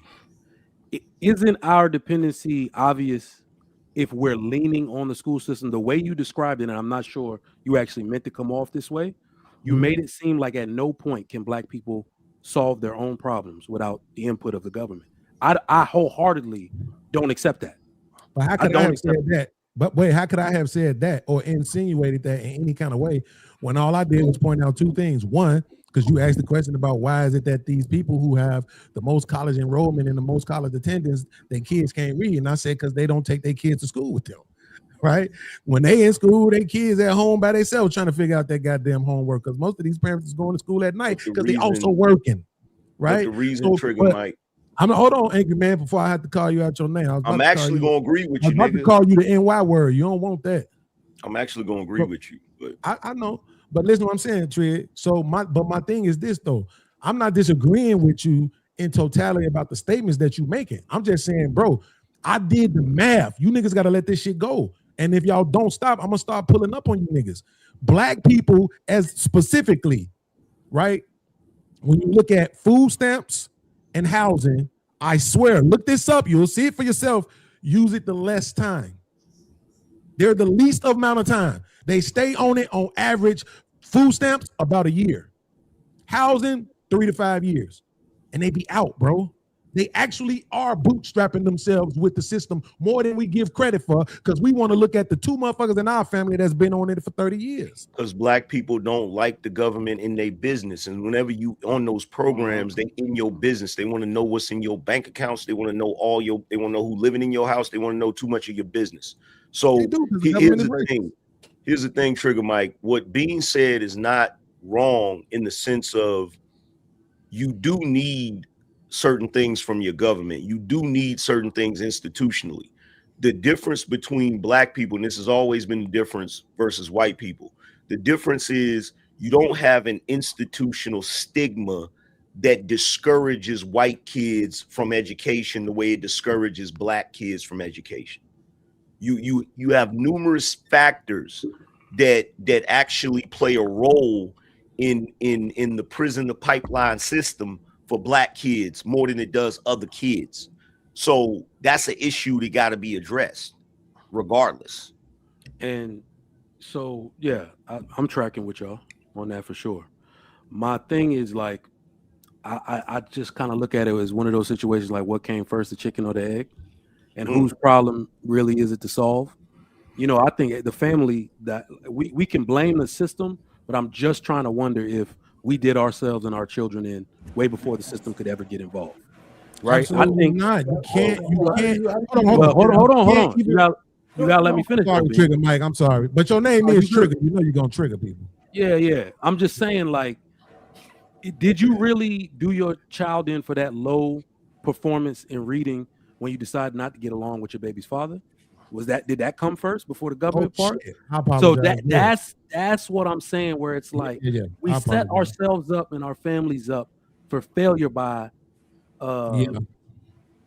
certain life choices. Then the system comes in and can't help, doesn't have services for such a thing. Mom don't got time, but she don't want to admit the child failing because she don't want to give dad the leverage to take her to court. Well, like, I'm just saying, which came first, the chicken or the problem is the problem is this, because that is just like that question, which came first, the chicken or the egg, because it's so many different factors. Information, man, it's so many factors that weigh into that, because you gotta, when you say, well, what happened? Did she not get along with her baby father? Well, what was going on with her baby father? What was the reason that they was having an argument? Why was they at odds with each other?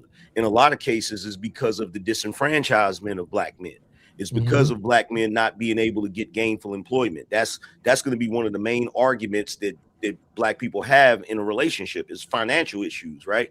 So if you have black men that are actually excluded from the idea of being able to tap into American wealth, being able to get jobs, being able to get housing, being able to get loans for a house, being able to get certain things, of course you're going to have differences between them. You feel what I'm saying? So like, it's not just a matter of, it's part of it is the breakdown in the household, but there were other factors before that, because if you go look prior to the 1960s, a lot of these issues black people didn't have. Right. Yep. So we got Angry Man. Thank you, Angry Man, for that.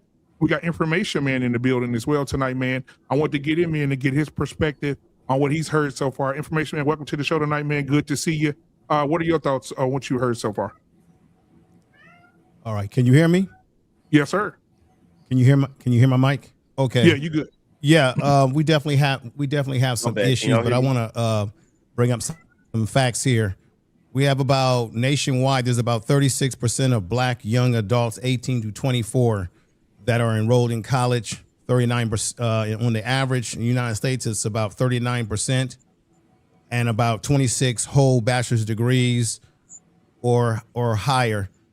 Another thing I want to clear up is that if you are a black child, whether it be boy or young lady, and your parents have college education or higher elevation in their academic, those kids in the black community, wherever they may come, tend to have a higher propensity towards education being a must, education being expected. So a lot of it has to do with socioeconomics and whether your parents themselves have an education. However, we know that in the black community that there are a lot of black people that went on to college and they might have been the first person to graduate from college, and that was something that their relatives or their parents wanted because their parents themselves value education.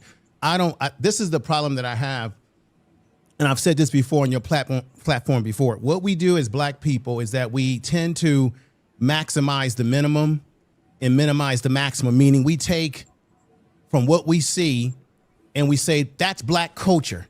No, that's Sambo and gumbo culture. Black culture is not the wretched stuff that you see on television, that you see that's amplified.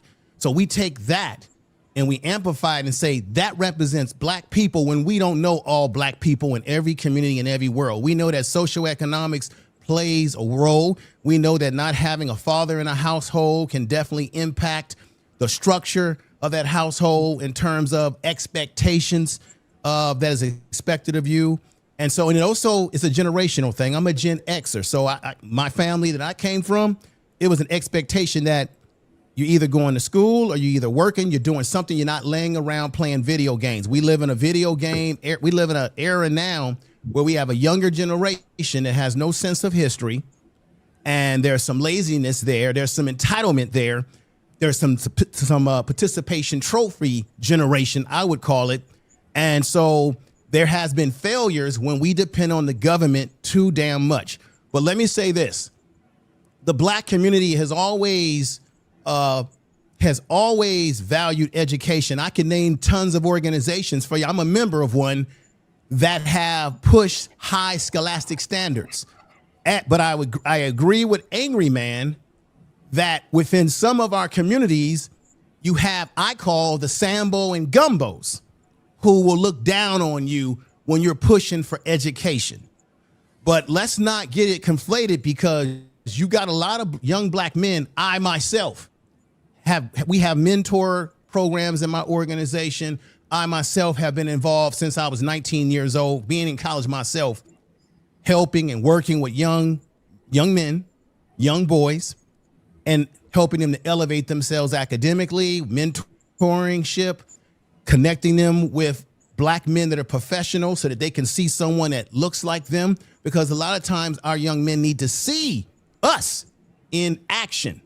So for everything that you can find negative, there's another opposite to that doesn't get publicized. We don't publicize it. We publicize negativity because that sells. That's always going to sell. But do we have problems? Yes. Do we need to clean them up? Yes, we need to clean them up. I would only say the only solution to these things is you can talk about what the problems are all day, but the only solutions is what are we going to do about it? Starting first with our own family, our own kids, our own nephews. What are we going to do about it to improve the status of our kids? But it's not only black kids who may have some issues with reading proficiency. We've got problems in this country overall where you've got kids in general, all they can do is text. They don't even know how to write cursive anymore. They don't even know how to write full sentences because all they've been doing is texting. So it's not just black people. I think it's a cultural problem as well with Americans, where kids, there was a guy, I'm going to say this and land my plane. There was a guy, can't think of his name. He was saying that even though these kids have computers and all type of technology that you would think would put them ahead of us, they've done studies to show that even with the technology, these kids are not as proficient as those of us who grew up back in the day where everything was pencil and paper. They don't have good reading comprehension. They don't retain information because they're their involvement in computers and all this kind of stuff has, and in AI, has made them stagnant in their ability to process and think cognitively. I'll land my plane right there, gentlemen. And I'll add to that. It's I know called I was brain long-winded, rot. but thank you for giving me the time. Absolutely, it's called Yes. brain rot. Yes, sir. It's brain rot, of course. If you Google what brain rot is, yes, sir, it is. When a kid sits and looks at TikTok all day and watches dumb shit all day, and they watch dumb shit continuously all day, shit that's not going to help them mentally, it's called brain rot. It keeps them stagnant. They can't move mentally. The short term. There's also stimulation overload as well. You know, it has the same kind of effect. So you watching dogs jump off a couch all day, or a dude jump off a roof, or some stupid, and it's just in your head all day. You just your brain just it's not designed to just sit there and watch stupid shit. How many? Let me just say this last point. How many of you gentlemen and ladies on the panel, when you were growing up, I'm a Gen Xer. How many of us, when we were growing up, we were told by an uncle or somebody in the community that we respected, boy, you gonna get up and work today. Help me go out. We're gonna go paint today. We're gonna paint our house. We're gonna learn some type of trade. I grew up that way, where the black men in the community would be like, boy, you coming with me? I'm teaching you fishing today. We have lost community. We just got black people living in blocks, but we've lost a sense of community in some of our communities. And what I remember, though, as a young man, because I'm a baby boomer, women and men, right, had no hesitation saying to a black boy, go make yourself useful. Go make yourself useful. Yeah, you're right. That's one of the things that men have to do. We got to make ourselves useful, or else we're stagnant. You know, so. And I said that some of my uncles I grew up with, and First Lady can attest to this. Some of the uncles we grew up with, they worked with their hands. They was outside working. My grandfather he worked himself. I mean, they were just workers, and they would tell us, hey, he would call my mama, my dad would do the same thing. Put your ass to work. Hey, I want you to drop Angry Man down as he talks about baby boomers. Drop his ass down. Yeah, he'll call my mama the day before. He said, get that boy out that bed, his ass going with me tomorrow. And so it wasn't being in the it wasn't being on no house playing no games all day when I was growing up. Your ass was gonna be outside. Yeah, so, it sounds to me. Right. But we don't have that no more. These kids are playing video games all damn day long. They thinking about Nintendo Switch all damn day long. Go ahead, Trigger Mike. I'm sorry. No, I was gonna say it sounds like. I think AM been trying to get in there for a minute. Yeah. Oh, my bad, AM. After Trigger Mike, you jump in, AM. Go ahead. No, go ahead, AM. You get light skin privilege. Beans. Yeah. Where did Beans go? He's gone. This is why I talk over people. He's still there. He's still there. This is why I talk over people, because if I don't, I'm not going to get in the conversation. And I'm pretty sure I got cut off because my internet was tripping for a second. But this whole thing, go ahead. this whole thing about computers are not going to make kids smarter because they don't have the fundamentals. This is the reason why when we was kids, they would not let us use calculators. If we would have used calculators, we'd have never learned to add. You know, we'd have never learned to multiply. We'd have never learned any of that stuff, right? So they don't have the basics. And the problem with the educational system, and I know the sister down there that's a teacher, she's going to have an issue with this, but I'm going to say it anyway. The problem with the educational system is, as Gen Xers, we were taught how to think. The kids today are taught what to think. Right. There's a fundamental difference between those two things. Facts. They're taught what to think today instead of how to think. They have comprehension problems. Yeah. And they think they're actually teaching them more today, but their education pales in comparison to our education back in the day, right? For sure. So, and then on top of that, even with our leisure time, the things we did were more rewarding. So even back in the day when we used to play video games, there's actually a study they did where they found that the video games that we played back in the day actually benefited us because they were problem-solving games. There were real consequences to the games, meaning you didn't just live forever. If you made mistakes, you would lose a life. So you would have to learn problem-solving skills, and then the game would actually complete itself. Nowadays, the games that they have, and there was no cheat codes and stuff. Yeah, nowadays they don't. Well, nowadays they don't need it because the games they play are never-ending games. It's a never-ending loop. So it's just one big loop of dopamine. Right? There's never no completion to it, right? So there's a lot of things today that's problematic for the kids. And the one thing, you know, I agree with most of what Infoman said, but the one thing I disagree with is we a lot of times as Black people, we want to focus on. We don't want to focus on the negative. We want to focus on the positive of the Black community, and I get that. But the only problem is, if you got a messed up transmission, you can't brag about how pristine the engine is. The problem is the transmission. We got to fix the transmission, right? In order for the car to run properly, we got to fix it. And see, this is the biggest problem that a lot of folks have with me, like my man Goldie down there and a few other people. They don't like the fact that I point out the bad parts of the Black community, and they don't get it. The reason why I point out the bad parts of the Black community is because being a Gen Xer, I remember what the Black community used to look like. I remember what it looked like, and the things I see today outrage me. The fact that you have Black folks that don't have respect for their elders, that don't know their history, that when we talk about Black culture, when he's talking about Black culture, I know the culture he's talking about. I know exactly what he's talking about. He's talking about Marcus Garvey, Malcolm X, W.E.B. Du Bois, Ernie Barnes, B.B. King. He's talking about the actual wealth of the Black community, actual culture. But what's going on right now is our culture is being commandeered by what you call the gumbo, the Sambo and gumbos. I call them ignorant niggas. They're commandeering our culture. And it may be just because they're the loudest or whatever. But in my opinion, I feel like they're commandeering it because I feel like those people or those forces that don't want to see us prosper, they pander to them and they give them a bigger platform and they allow them to misrepresent Black culture. And it's annoying. So you're not wrong, but I'm tired of y'all Mexicans talking about my culture. So listen. The truth is that everybody is right on some degree, except for First Lady. She the only one who's been completely wrong the whole time since I've been up here. And that's because she won't.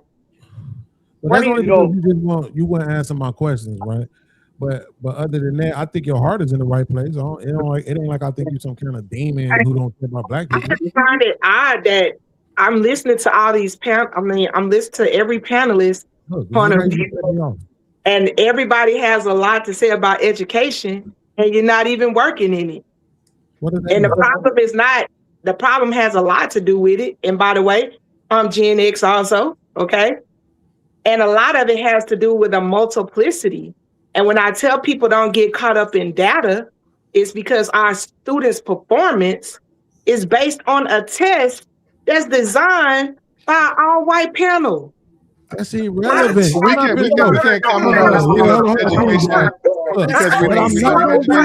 You cut me off. I'm not going to let you cut me off. You just cut me off, man. In the middle of me talking. First lady, you got to realize. First lady. Right? Hey, hold on, Nick, real quick. Let Beans finish his sentence, and then I'm gonna let you. So hey, I thought he meant for me to Oh yeah, I'm gonna let you respond right when you finish. Go ahead, Beans. First lady don't realize Beans is the dude.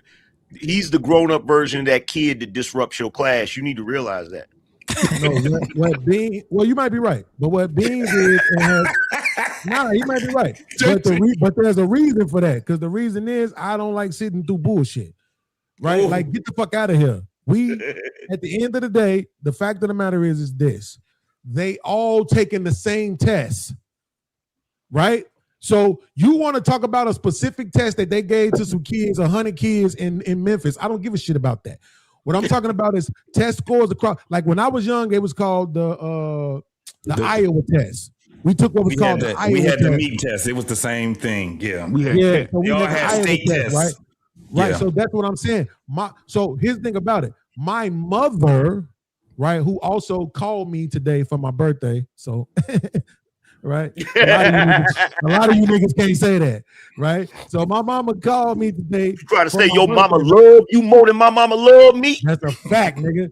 I can't wait. So my mama who called me today, my mama just retired after multiple decades of being a teacher, right? So understand when I tell you that list that BMU read was an understatement. right? It basically classified everything, but it don't hit like it should. Like, imagine your mama telling you she's spending $200-300 every week on her students because they coming to school stinking, smelling like straight ass, like they ain't took a shower in 6 months. Man, come on, talk. Right? Imagine they ain't got clean clothes. They coming to school dirty. So she taking them before school, before class, or on lunch break, taking them to the mall real quick to buy them a little outfit, let them shit, shave, and bathe in the shower in the school so they ain't got to sit through class all day stinking. Like, that's the kind of teacher my mama was. She cared about them on a spiritual level just as much as she did on an educational level. But what she didn't like is that they was passing all them little motherfuckers when they really couldn't pass the test.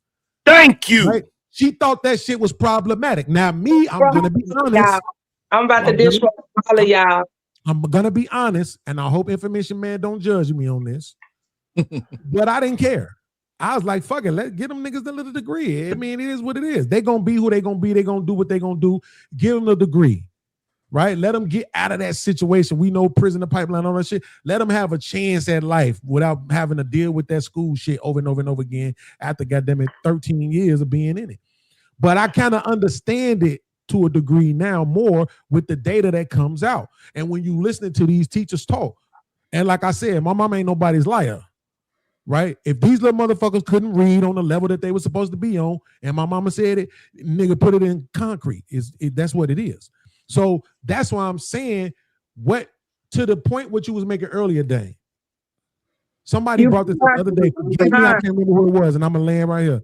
We did the math on it, Dane. What they pointed out was that Black people have excelled economically under Democratic presidents, and it's not even close. So for Republican presidents, they had about a $97 reduction in their annual income earnings. Under Democratic presidents, they averaged about $1,500 to $1,600 increase. But what did they sacrifice for it, though, Dane? That's the point. And that increase, guess who it didn't really go to? People who look like me and you and have the genitalia that me and you have. It went to our women. And empowering our women over us was a part of the disenfranchising, which happened on the Democrats' watch.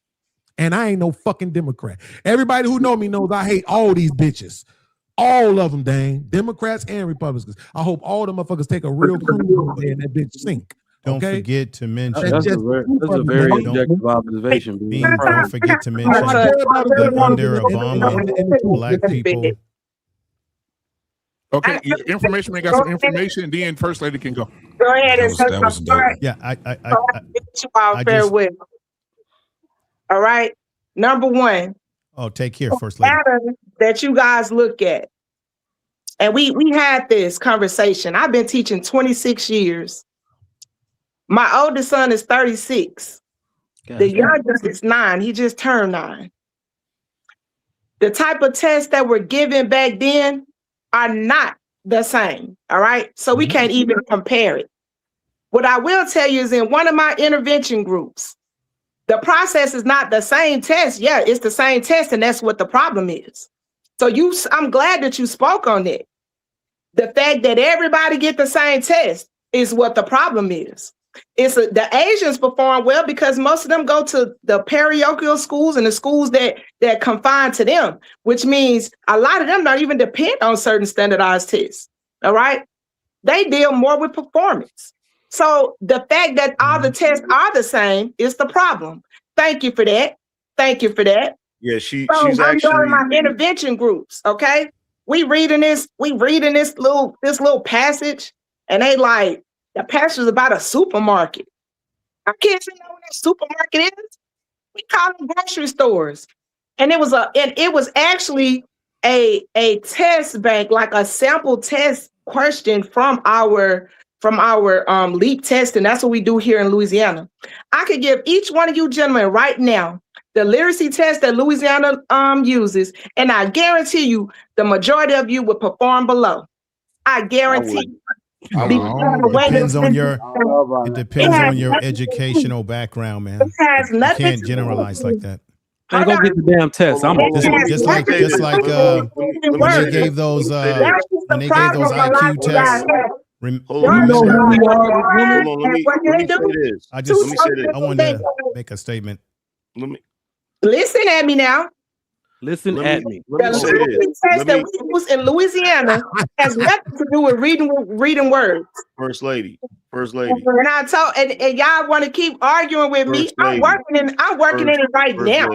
I was a minute ago.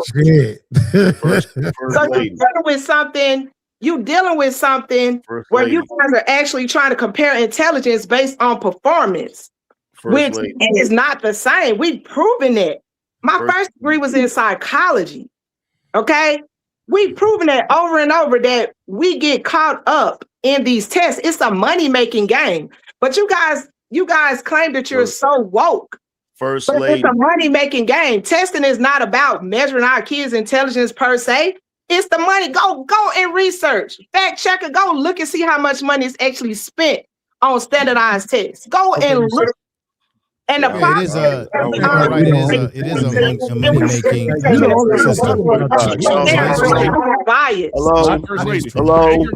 Hello. First lady. They got a question for you. Like if you haven't, like the crazy thing, you know something, you want to know what's crazy to me about black women? You could actually be agreeing with them and they won't shut the fuck up just so you can agree with them. Like I was getting ready to say something that was going to reinforce. That was going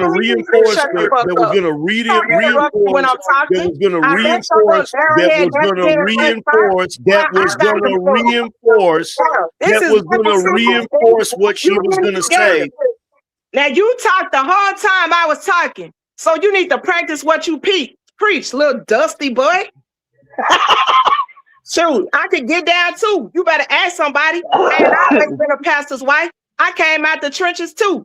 Now, you gonna respect me or don't talk to me. Them kids you teaching dumb as fuck. Them kids now you tell me to shut the fuck up. You better be able to stand up. You teaching dumb as fuck because you dumb as fuck. And to disrespect a woman. I'm my mom and my kids standing here. And you sit up there.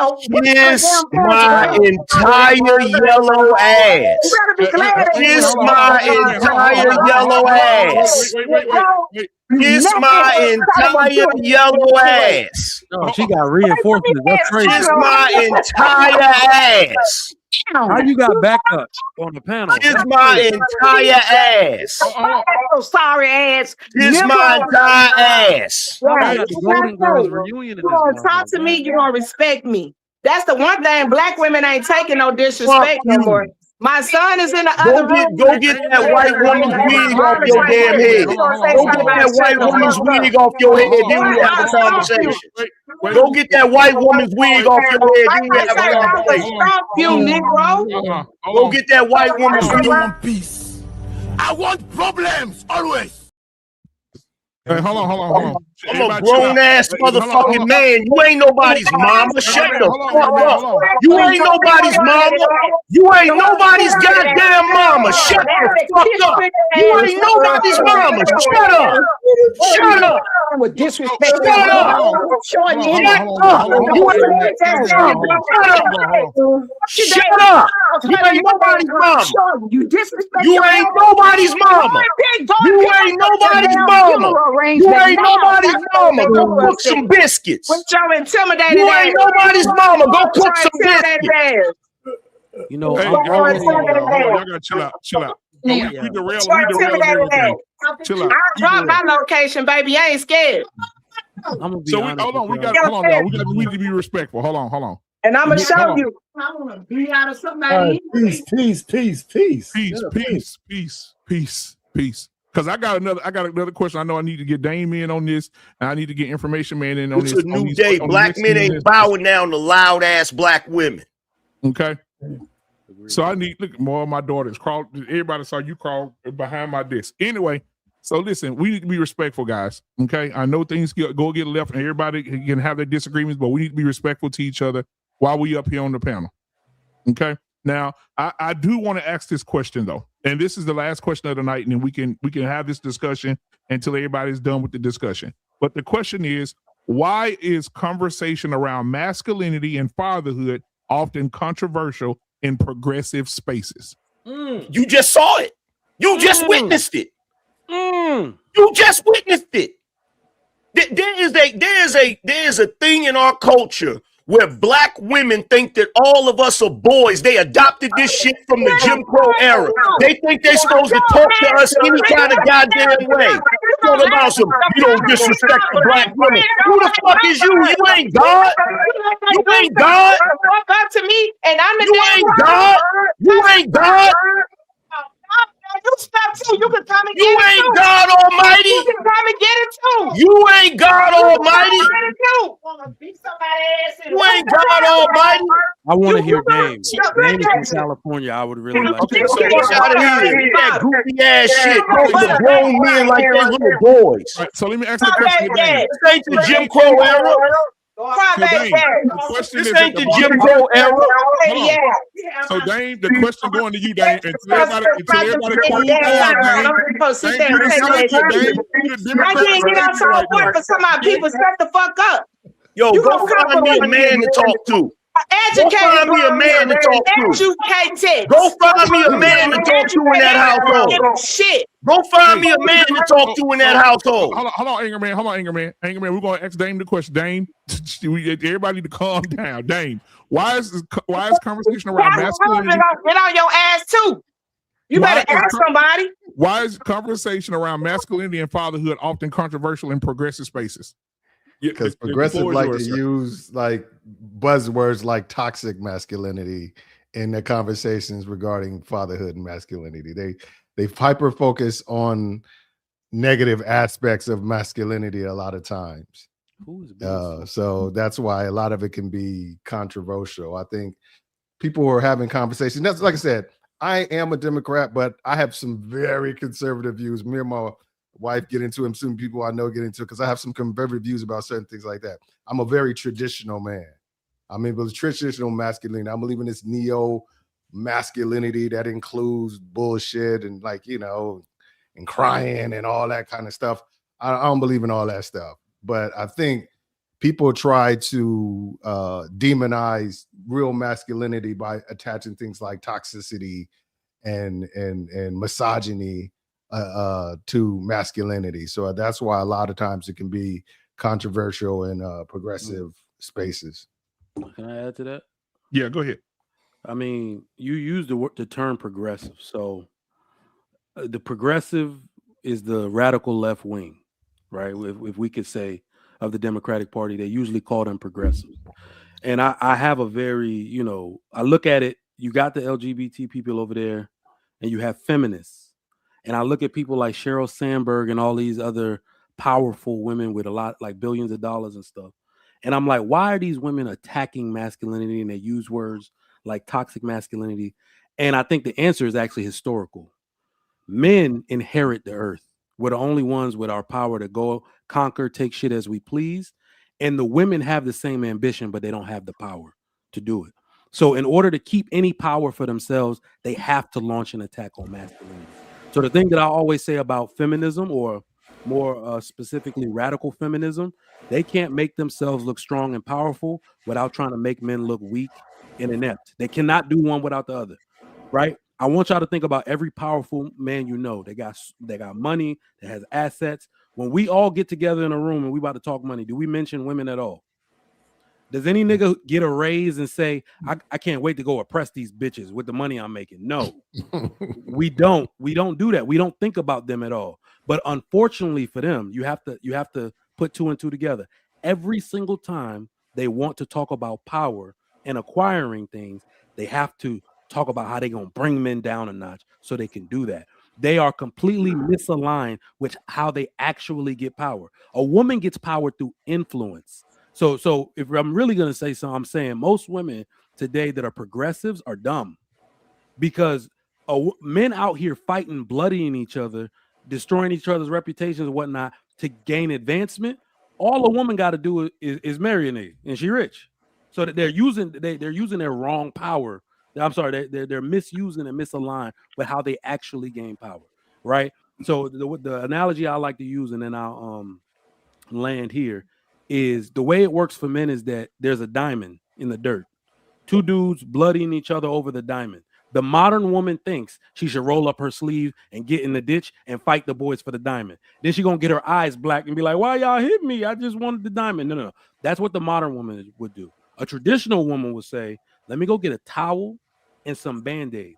When this nigga win the diamond, I'm gonna wipe the blood off him and be like, 'You handsome, big, strong man. Can you share that diamond with me?'" He gonna be like, yeah. As a matter of fact, you can take it. I gotta go to work. And that's how a woman is supposed to gain power in this world. A man that's powerful will just give you anything if you have influence over him, right? So the progressives don't know that. I like to add to that though, Trigger Mike. One of the things that we got to also give women the only credit they get is they're building their own army of men who actually acquiesce to them. And there's always more of those guys than men who stand on their own square. So that's the armed force that they need to be able to maintain power, because if men wanted to take it back, we would. But so they need other men. They need other men who acquiesce to that bullshit. And unfortunately, there's too many men like that. So do you? That's always been that's always the what they've exerted over. They've always done that. Always, but we talking. We just bring it to the forefront. That's how it is. Yeah. No, what I'm saying, because I remember I was watching this thing, and they were talking about, like, you know, men. A couple guys were saying like, oh, if men and women went to war, men would decimate women. No, they wouldn't, because they would women would approach the lowest of the men and incentivize them to fight for them. And no doubt. I'm glad you believe that. And still won't give them no pussy at the end. Wait, hold on, guys. This is one flaw in your theory. This is one flaw in your theory. Any man, y'all do realize that any man that intentionally follows a woman in that way is a weak man by definition. So you telling me that the gun-toting men are going to get decimated by the weak men? I don't think that's going to happen. I do agree with what you're saying, R-Pain. We'll talk about numbers, though. This is who we call simps, right? The reason feminism has gotten the wave that it got is because they're able to get men who are begging for their attention and their validation. But what I've noticed is these men actually are the weakest. This is why no matriarchy in history has ever succeeded in creating. I agree with you, Trigger Mike. It's just that there's millions of them. No, but that's what I'm saying. You really don't think that if there's 100 men and 100 women, that you don't think that they could get more than half of these men to under the pretenses, like, you know what, we don't like them, we like you. No, so we like you, to actually do the fighting for them. If you don't think that women have that's historically how women have done men. They've gotten other weaker men to fight stronger men to get things that they want. Some of the laws have been passed. Weaker men fighting stronger men to pass laws that benefit women. From the lowest level. What's happened. And that's what happened in a physical altercation. It's always, let me go get my cousin to fight you. Yeah, but what I'm saying is that not me. I'm gonna stand on my own. I was gonna say, we know you're masculine. You know. Look, Damien, that particular part, that's what you're saying. What I'm saying is that the women can never hold that power, because what ends up happening is that the strong, like, how do I put this? The men always win in the end. Like, I get what you're saying. I think what ends up happening is that we have periods where the strong men conquer, they get complacent, then the weak men come in and they mess stuff up like this, and they start siding with the women, and then this creates an uprising where the strong men got to take over. Yeah, Trigger Mike, you got a point, but man, we're on the precipice of destruction with all these fucking women who are in charge. You know, I'm telling you. I mean, the more listen, my husband is in charge of my house. This shit is diabolical. This shit is diabolical. I say you can come back in when I'm finished. How about that? The real point is that if you look at the electorate, right, we came just a couple of votes away from Kamala Harris being president. What would be the bane to this United States with the open borders, the liberalism, the socialism, all that shit. Our country is on the precipice of communist socialism because of the weak men following women down these aisles. And the reason we got to let that happen, so two things can be true at the same time, though, I think. The reason we actually have to let that happen is because isn't that quietly creating the resurgence of the masculine man? I think we should try to stop. We should try to stop the destruction before it happens. No, Like I said, I agree, but I think that's what we always say. It's the wishful thinking part. I think we already let it go on too long. I agree with that. And we got to let the destruction happen. Like how you I don't know what y'all see, what America y'all living in, but Kamala would have been way better than Trump right now. Get the hell out of here. Hold on. So one of the things that male female stuff. One of the things that you guys did not mention was the fact that we also have the majority of women that are grooming these so-called weak ass fucking men. So that's an uphill battle that we have right now, because as the generations grow up, as the generations come in, you got a bunch of weak ass fucking men that's automatically coming out of here, starting out to be a lot of weak men starting out to be, first and foremost, one of the things that we already discussed, and it was because they're illiterate. The majority of these damn children out here is starting to be illiterate. The other thing is that you have too many goddamn women, girls that are acting like boys, and they I don't even know what the fuck is about to happen with them. But then you got the men that's out here. The first thing that you're gonna have a problem with is because they don't know where the fuck they at. They can't even read a fucking map. They can't do anything right now. Look at what's happening with you guys. You guys already said one of the biggest problems. Why are you talking while I'm talking, man? Why are you talking while I'm talking? So because God talked while I was talking. That's why. I didn't say anything. You ain't tell the rest of them that. I didn't say anything while you was talking. It's not the 60s, boo. So now what we have also is what's being illustrated on this panel right now. We got a bunch of unruly fucking women. And they we have some strong, educated women. Okay? Now you're not gonna talk at me. You want to put talking by my name.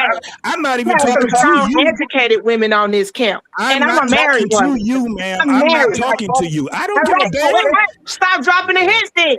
Stop. I don't give a damn if you married. What that's supposed to mean to me? Sure, like I say. So let me finish what I'm saying. Like that too. You come to my Respectfully, I just don't understand how your husband can let you stay up on a show. Let me finish what I have to say. Then I'm gonna pass the mic to somebody. Hold on, Nikki. So I'm gonna let him finish what he said. Now I'm gonna let you respond to what he said. Go ahead, JT. So anyway, we have a bunch of unruly fucking women, and the thing is that as men, we got to start stopping this shit. Let their ass go over there where all the goddamn rainbow people is, and let them have they motherfucking shit, because this shit is ridiculous.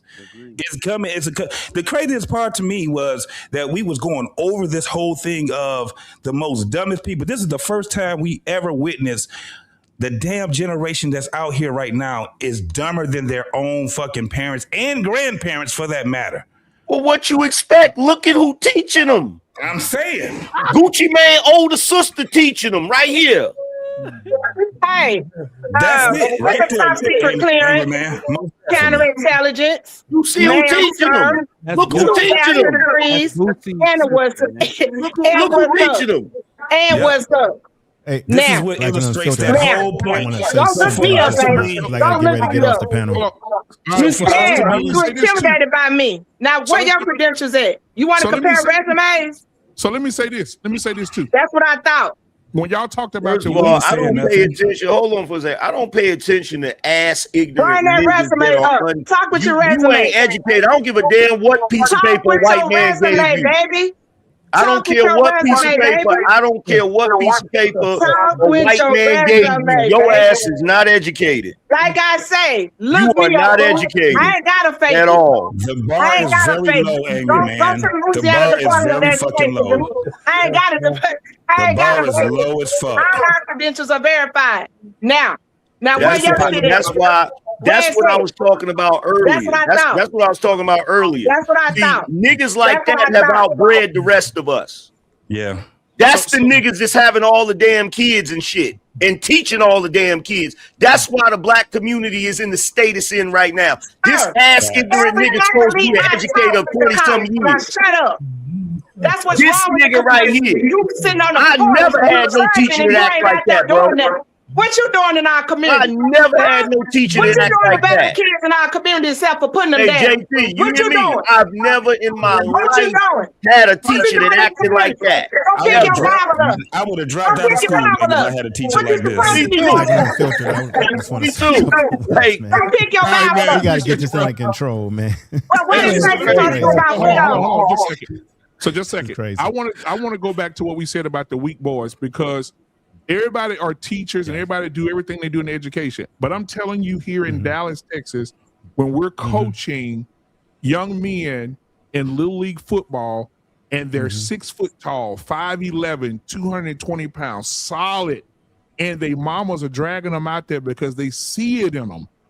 And they put these boys out there, and these boys are getting hit. I'm telling you, I've been saying this for years. So y'all know I'm not just saying this for the moment. If you go back and watch my shows for the last 3 years, I've been talking about this, coaching Little League football, coaching these 13-year-olds, 12-year-olds on that field.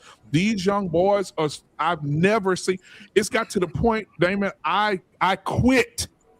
I cannot handle it. I cannot sit there and watch these big old boys who could be knocking helmets out, crying like babies, and their mama running out there saying, "Get this Gatorade, you thirsty, baby," and hugging them, and they got their fingernails painted and they twitching like girls, and I'm just, and then some of them like, okay, maybe they ain't got no daddies. So maybe these coaches need to step up, and the coaches step up and they try to discipline. Then I see the dad is coming, and the dad is getting ran by the wives, and one boy, big ass, just big for nothing. He out there playing, he get hit by a boy that's 4 foot tall. He fucking damn near 6 foot. He on the ground crying. His mama runs out on the field and helps him take his helmet off. Say, take this shit off. We going home. Yeah. And the dad is sitting right there like, she made the decision. But BMU, I'm just telling you, it's just bad, bro. Well, BMU, here's the thing, because this is part of it too. This is part of the disenfranchisement of black men as well, right? Do y'all think for 1 second that the overall structure, the whoever's in charge, white people, whatever, the government, whatever, do you think for 1 second that they don't understand that if they put our women in a position to be above us, that this is not going to be the result? Right. They knew this was going to be the result. They knew this, which is the reason why they don't allow that shit to happen in their cultures. That's right. In the other cultures, they don't allow that shit. You're never going to turn on any podcast with Asian men, white men, Latin men, where you see one of their women doing what that one just did a second ago. You're not going to see that. Right. You're not going to see that. Like we've come to this place where our women, whether we like it or not, have co-opted a lot of the tactics of the Jim Crow era. The same way in the Jim Crow era, a black man could be 70-some years old and still be a boy. That's the way our women treat us now. Yeah. No matter how old you are, no matter what your education level is, no matter what your socioeconomic status is, all of these women believe they're supposed to talk to you like you're a child. Like, how dare you say this? Now, what I said to her earlier that set her off is no different than anything I would have said to one of y'all if we would have had a back and forth. Okay, her name is if we would have had a back and forth, and we're not going to allow you guys to discipline. I'm a very submissive wife, but you guys got a bad habit of judging women in general. We can't tell. No. I know you can't tell because you're submissive. Because you're hurt. Whatever woman hurt you, I'm not the one that did it. That's not Don't possible. put me in the same category as other women. If a woman tipped you off and if a woman did you like that, I'm sorry. But Nikki can do it. First lady. Can do it. First lady. Can you hear me, First Lady? Yeah, she can hear you. No, I can't. Be quiet, baby. Be quiet. I'm actually in my car now, but what did you say? Then you answered him. Talk about no, I can't. Oh, Lord, you got to. No, my son, I have an autistic son. You will respect him. He was actually, I've given you guys 3 hours, so excuse him for needing me for a minute, okay? You in the car? I'm in the car headed home, okay? Now, Now, what was your question about the submission? question. Hold on, y'all. Hold on. Let me talk to it. First of all, you didn't have to say all that. We're not gonna cut up in front of the babies. Oh no, he said, "Oh, she can't hear now," and no, I could not. My son was talking, so yes, I did have to say that. Oh, okay, because you guys have a problem with judging women. Okay, hey, well, Nikki, look, they're not gonna send that around, baby. They're not gonna send that around, baby. Go ahead. Here's the thing. Can you just get out of attack mode for 1 second so we can have a conversation? So here's the thing. When I made my statement, I was speaking in general. You took that as a direct attack on you. I actually was going to agree with your point about the standardized test based on the fact that some of those tests have questions that are culturally different. So I was going to agree to that. And reinforce your point, but you wouldn't let me get a word in edgewise. And as far as what I said to you, I said what I said to you no different than I would say anything. Because when we up here having these conversations, I don't look at it as women, man. I look at it as somebody else on the panel that has a point or has something that they want to say. And I'm going to have the same smoke for them the way I'm going to have for anybody else, whether they male, female, whatever. So that's just what it is. Thanks. Okay, but five words into my sentence, you interrupt me. You talk for 2 minutes and 45 seconds without me interrupting you. Yes, I pay attention to the time. I was less than 30 seconds into my point of view, and you had already started interrupting me. I let you get all your points out. You did not let me get all my points out. And you're talking with somebody that dealt with human intelligence. So no, you guys are not reciprocating the same type of treatment. And I really feel like it is because I'm a female. Then you got your old boy in the background throwing those little dry subliminals about Black women and the power and all of this stuff like that. Yeah, I'm very submissive to my husband. My husband and I have and although I have my own credit, I don't even go buy or purchase a vehicle or anything else without his approval. So I know what it is to be submissive. I've been married 18 years. 18 years. Well, that's congratulations. That's cool. But I think you got a couple of us mixed up because it wasn't me that was talking for 2 minutes. I hadn't even said anything yet. I'm sorry. It was one of them dudes that said it. I'm sorry about that. But yeah, to get back to the whole point, right? When it came to the whole concept of the standardized test, like I get that they're gonna ask questions that are gonna cater more to the experience of what white kids go through, but we can't really use that as an excuse unless we're gonna do something about the test to actually change the test or start teaching the kids in a way where they have a more broad vocabulary, because that's what the issue is. The issue is vocabulary. The issue is the fact that if you use certain words that are unfamiliar to Black kids on those standardized tests, that's what trips them up and that's what confuses them. That's why when she said she would give us the test, a lot of us would do bad. I never had a problem with those tests because I had experiences in multiple communities and other places. So I had a more expanded vocabulary. I understood what other words meant and other experiences that people have. But for a lot of kids that's brought up in the hood, you're gonna have words that they don't grasp or they don't understand because that's not their experience in their neighborhood. Man, look, Black. Thank you, and I totally agree with everything you said, and that was the whole point. But I never even got to the point to explain the type of literacy screener that our state used, which is called DIBELS, and it has nothing to do with reading like what we're thinking. Like you just say words. It is not even closely remotely the same. And that's been one of our arguments, but that's what our state legislation chose. Our State Department of Education chose the DIBELS screener.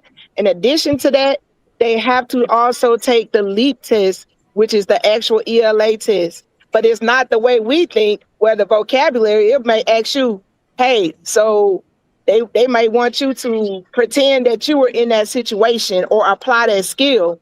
And the thing that's actually what my whole point I wanted to make is not the literacy that's getting our kids, is actually the writing that's what's getting our kids. Our kids don't know how to write and how to put into words the way that test grades them. They know how to write. They may know how to express themselves, but on the scale that the test is actually graded on, because I never even got a chance to even state that I actually grade. I'm a rater in another state, the state of California, the state of Oregon. I actually grade the standardized tests from home. And they're pretty similar, although they're different states. Our kids don't know how to write. But still, that still gets compiled into the literacy data. And that's why I say, please don't be a data rat, because those are the things that we are facing in our communities right now. Yeah, I want to say this too. I don't know who said it a few minutes ago. I think it was Trigger Mike, or it may be in JT, that they said this is the first time ever that parents are that kids are not the future anymore. We used to sing a song, I believe the children are our future, right?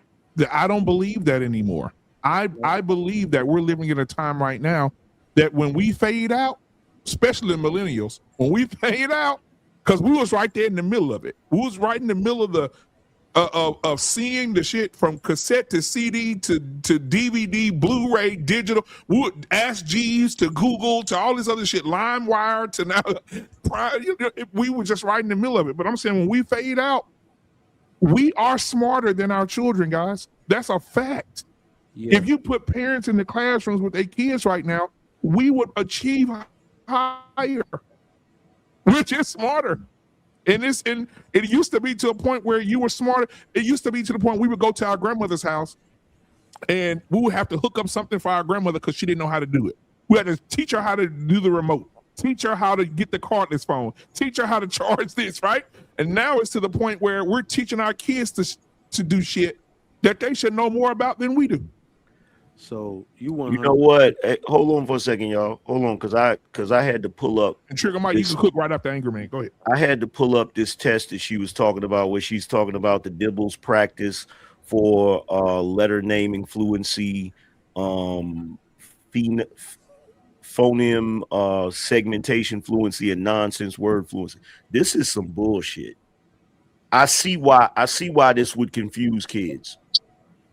This right here is I'm literally looking at the sample test. It's got WAVE, WAV, GUB, RIN, BEF, PES, ZOC, FAS. Like, these are nonsensical words. I guess they're trying to use those words to show them how to pronounce other words. Why would you even try to teach that way? Thank you for saying my point of view. And you only have 1 minute. That's goofy as hell. Yeah. Trigger Mike, what were your thoughts? I mean, I think you were talking about the children aren't the future anymore. Yeah. And I think we're going into a K-shaped economy where there's going to be no more middle class. That's how it's going to be.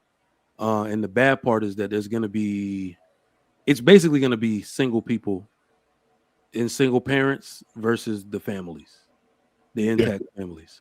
I've done a lot of research on that, and not antagonizing anybody. I'm just saying that's what it's going to look like.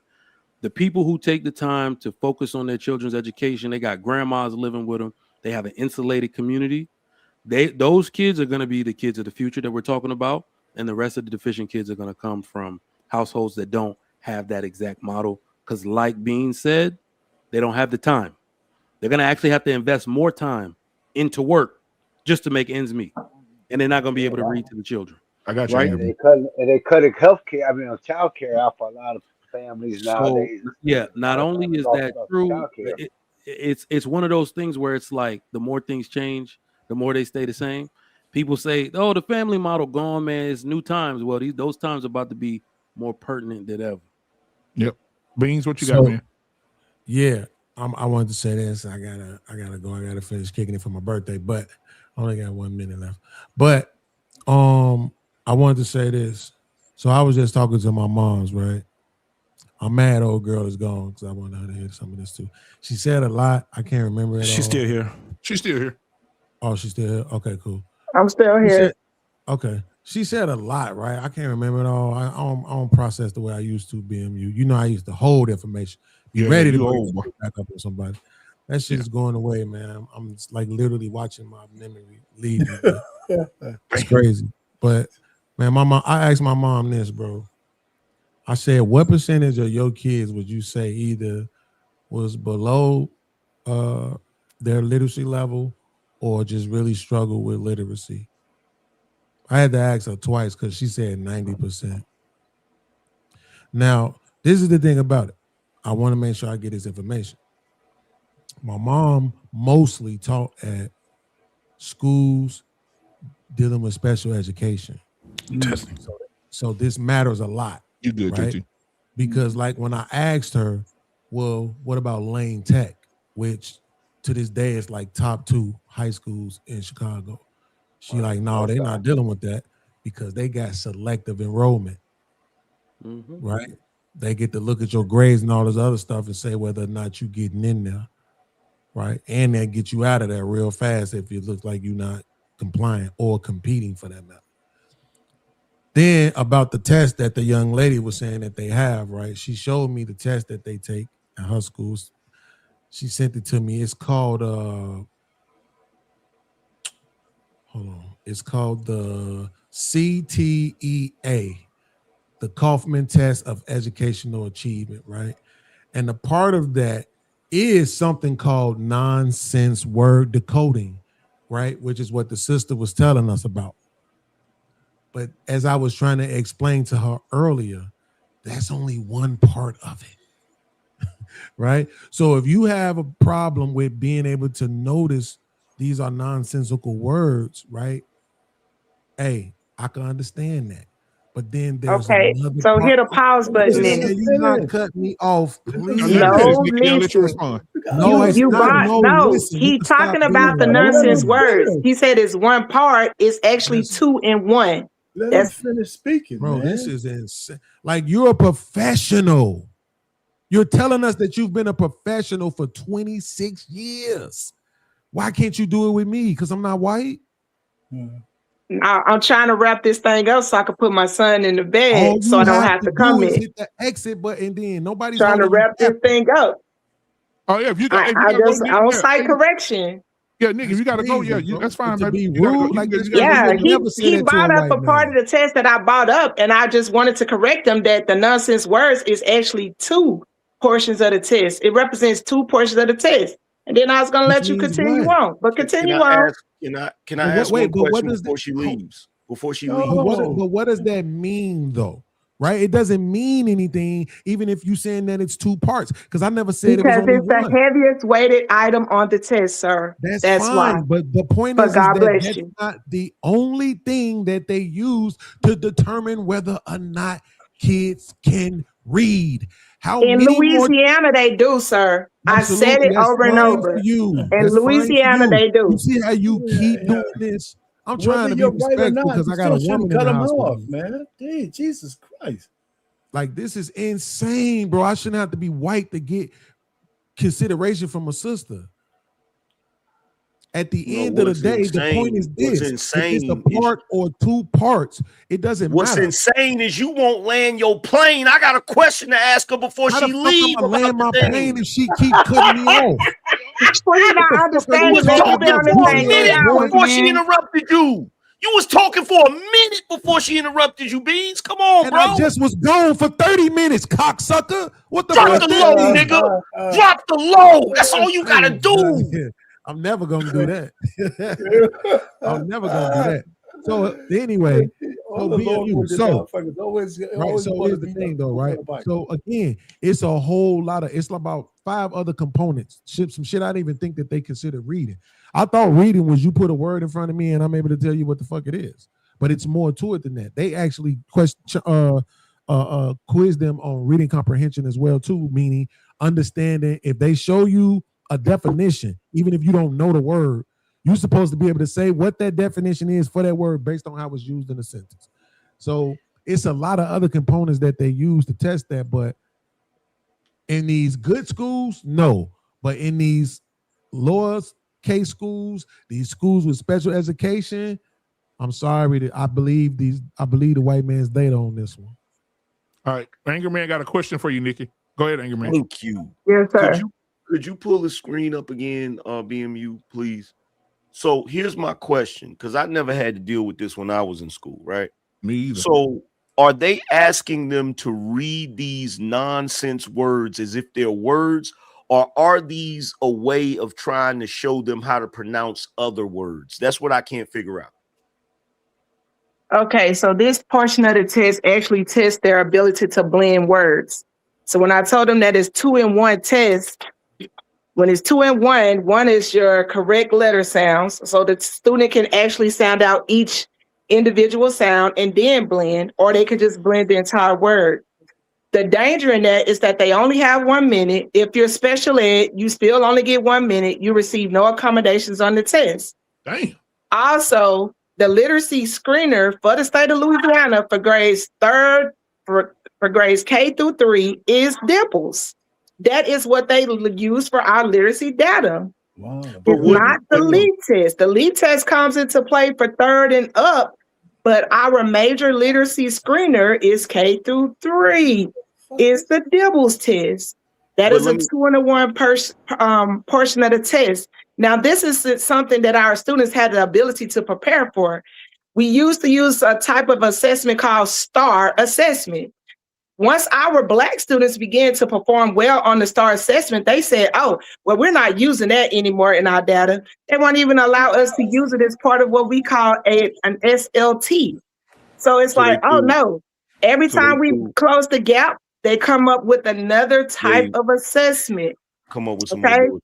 In reality, if our students were given an assessment that was based on their culture, you would see that their literacy rates is actually performing right there with the national average. The class that I provided the most interventions with, we only had 3 students that did not pass that literacy screener. 2 of them are extreme special ed students, and they did not score the lowest. They scored what would be considered a C, but they did not consider what would be a B, which is benchmark. A is above benchmark.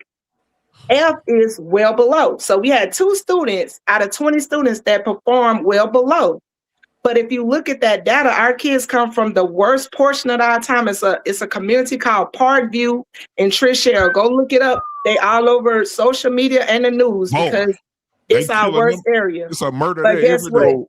79% of my students performed at benchmark or above. So that's why I warn people about looking at data. Okay, so here's my thing, right? Because I'm looking at this, and if this is part of the other test, right? So if I'm using this, I hate America. I'm sorry, Angry Man. I love you, bro, but I hate Chicago niggas, man. Just keep talking. I'm not even that loud. Ignore me. That shit. So see, I know you had a problem with comprehension in school. You better cut that shit. Fuck out of here, nigga. I can read better than every nigga on this. Back to the streets with you. Issue with this is this dabbles. This is some bullshit, and I'm looking at it because I know it's some bullshit because some of these nonsense words, depending on, so if you connect that to another word, so like TAL, which could be talent, tally, a bunch of different things. Depending on what the word is, you're going to pronounce it differently. So how the hell would they? That's some bullshit. You feel me? That's like a test that is designed specifically so that the answer would be subjective. Yeah. You feel me? So that way it's like, yeah, you was right, but you wasn't right. You know what I'm saying? Like, because I'm looking at that like, is it Dimples? D-I-B-E-L-S? Yeah, D-I-B-B-E-L-E. Yeah, D-I-B-L-E-S, I think. D-I-B-B-L-E? Yeah. Oh, so this is something different, man. D-I-B is actually D-I-B-E-L-S. Yeah. So see, here's my thing. This is just like that new way they're trying to teach kids to do math. Yeah.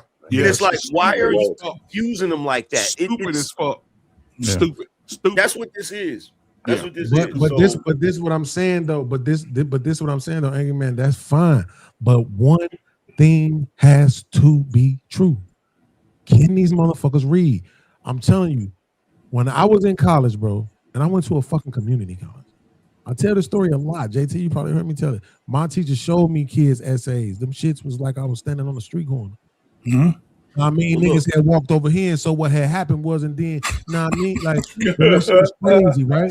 Yeah, what I'm saying is this: when I saw what up, though? When social media really grew, now you start seeing that niggas, I'm talking about grown black folks, didn't know the difference between they're there. Yeah. Right? Well, look, like don't know how to use them. Yeah. Let me ask you this, Beans. Here's the thing. Yeah. When you have this, right? When you have this type of situation, and I'm gonna tell you right now, I was blessed to go to some great schools when I was a kid. In fact, they're a hell of a lot better than I thought they were. when I look at shit now, right? Yeah. Because like I never forget one time I was writing something. You know how you write 3 things in a sentence where you'll write one word and then you put the comma and then you write another word and then you can put the comma or not put the comma and you put and then you put the other word. Conjunction. One time I wrote that with 2 commas and then the and the comma in front of the and my wife was like, why would you put that right there? You don't have to put a comma in front of that. I said, well, actually, you can put a comma in front of it. It's called the Oxford comma. Yeah. Or you don't have to, right? She's like, really? I'm like, yes. So like I actually had a decent education. I didn't realize until I got older, right? But when you look at stuff like this, Beans, I get what you're saying. The ultimate thing is, can they read? But here's where the problem comes in. I guarantee you private schools ain't dealing with this bullshit. No, they're not. No. You see what I'm saying? This selective enrollment. I guarantee you they not. You feel me? But what you say? Selective enrollment. Yeah. Absolutely. Yeah. I mean, I could have went. I told y'all my counselor at my school when I graduated from 8th grade, the counselor dude sent a letter to every school I applied to telling them not to take me because I was a behavioral problem. And they some of them was asking like, why are you telling us? I was like, yo, because he got behavior problems. But my only behavior problem was that my mama had me in corduroy jeans and XJ 900s. Yeah, I've been talking about your ass too. Right? Let me That was the problem. But I'm saying that to say I tested through the roof, that was like only thing I ever had an issue with was science because I just couldn't get into it. But reading, like that shit, reading, when I hear people say motherfuckers can't read, that's just disturbing. I'm like, you can't. How the fuck you can't read? Yeah, I'm gonna say this though because I'm gonna get out of here. I gotta do my birthday shit. Salute the BMU. Salute to JT. Salute to my man Goldie. I wish we could have got deeper into it, man, because I think your heart is in the right place. I think your intentions are in the right place. I trust that with you. I appreciate that. My man Arpain. Hey man, you get on my nerves, but you my brother. I got $5 for you for your birthday. In the chat, salute to y'all. Happy birthday, I do want to say to the sister. I appreciate that, y'all. I do want to say to the sister though that I appreciate you said you've been a teacher for 26 years. I appreciate you. And I appreciate your efforts because for 26 years, what I know for a fact is that at some point during those 26 years, you cared. Even if a motherfucker say you didn't always care, you did. And I want to say to you, I thank you for caring because coming from somebody whose mama was a teacher, I know what that's like having to deal with our kids every day. So I don't want to slice you on that. And the fact that you even armed yourself with this information to understand what's going on shows that you care. So I'm mad we couldn't have a deeper conversation, but it was nice meeting you. And I just want to say that and leave on a positive note. I love y'all. Peace, man. Peace out, bro. Happy birthday, boy. Happy birthday. Arpain got a question, then we're going to get out of here. Arpain, what's your question? Man, my only thing is, what drives people to do the right thing no matter what social economic background they have? Because we have people who bring it out of the mud, right? They don't make excuses for where they are. And where do you get that from? Like, for example, Beans will be the guy who's, obviously intelligent, but he'll tell you about his background. And you'll say, well, where did he get it from? Where do we get this thing from that, especially black folks, with the oppression that we've been under for all those years, and we're still standing. And now we're supposed to be kind of in a jet stream, and we've been being held back. And do you see what I'm saying? If I look at anecdotally, right, I'm trying to figure out, and I maybe not trying to figure out, why do some people make right decisions just based on, what they want out of life, regardless of where they come from. Mm-hmm. You know what I'm saying? It's something intrinsic about, I think, a lot of us, and I don't think we get enough credit for that, right? Because we have a lot of bad shit elsewhere, and a lot of people pull the shit out of the mud. Right? And so, one more thing, we got the Supreme Court ruling that just came out about the gerrymandering. I think it's the second emancipation of black people. I think it's the best thing that happened to black people for a long time. because now we're going to be voting on who we think are best candidates, regardless of whether they're black or white. Yeah. And nobody can pigeonhole our vote in a certain area and then selectively give us some asshole to vote for. Yeah. And I wanted so bad to disagree with you just now. Okay. But you actually said some shit I agreed with. Like, damn, I can't disagree with a boy. But I don't know if what you said, our pain, was rhetorical or not. But I do want to say one of the things that answer it any way you want. If you want. Yeah. So I can say this: where it comes from is pain and suffering. Yeah, I agree. And motherfuckers don't want to do all of that. They don't want to suffer. The observation of seeing somebody suffer or go through a lot of things, but pressure and pain, bro, that's what changes shit. Force changes all this shit, bro. Mm-hmm. So, that's just my short answer to it. I mean, I can get more deep, but I know BMU ready to lock this shit up, bro. All right. I appreciate y'all, man. Anger Man, I appreciate you coming in, man. Goldie, R-Pain, Dame, everybody that came through tonight, man. Information, man. Everybody came through. First Lady, thank you so much, man, for giving us your time tonight. I appreciate it. I know you got to go over there and take care of the pastor. Yeah. Go ahead and cook it, man. Matter of fact, go cook him something. It's 11. Hey, go cook him something. Hey, he's just getting home from the funeral home, so that's exactly what I'm doing. My wifely duties. There you go. So hey, let me say this. Let me say this, BMU. My bad for getting into it with multiple people on your platform. I know it's hard to run. I know it's hard to run a platform when cats get to yelling at each other and shit. And that wasn't my intention. I didn't come up here to yell at people. It just ended up that way. But my apologies. It just ended up that way. Sometimes it's like that, bro. But I appreciate you, man, for coming in, bro. Yeah, I respect you too, man. Got much love for you. Absolutely, bro. R-Pain, thank you, man. God be blessed, y'all. No, right. First Lady, before you go.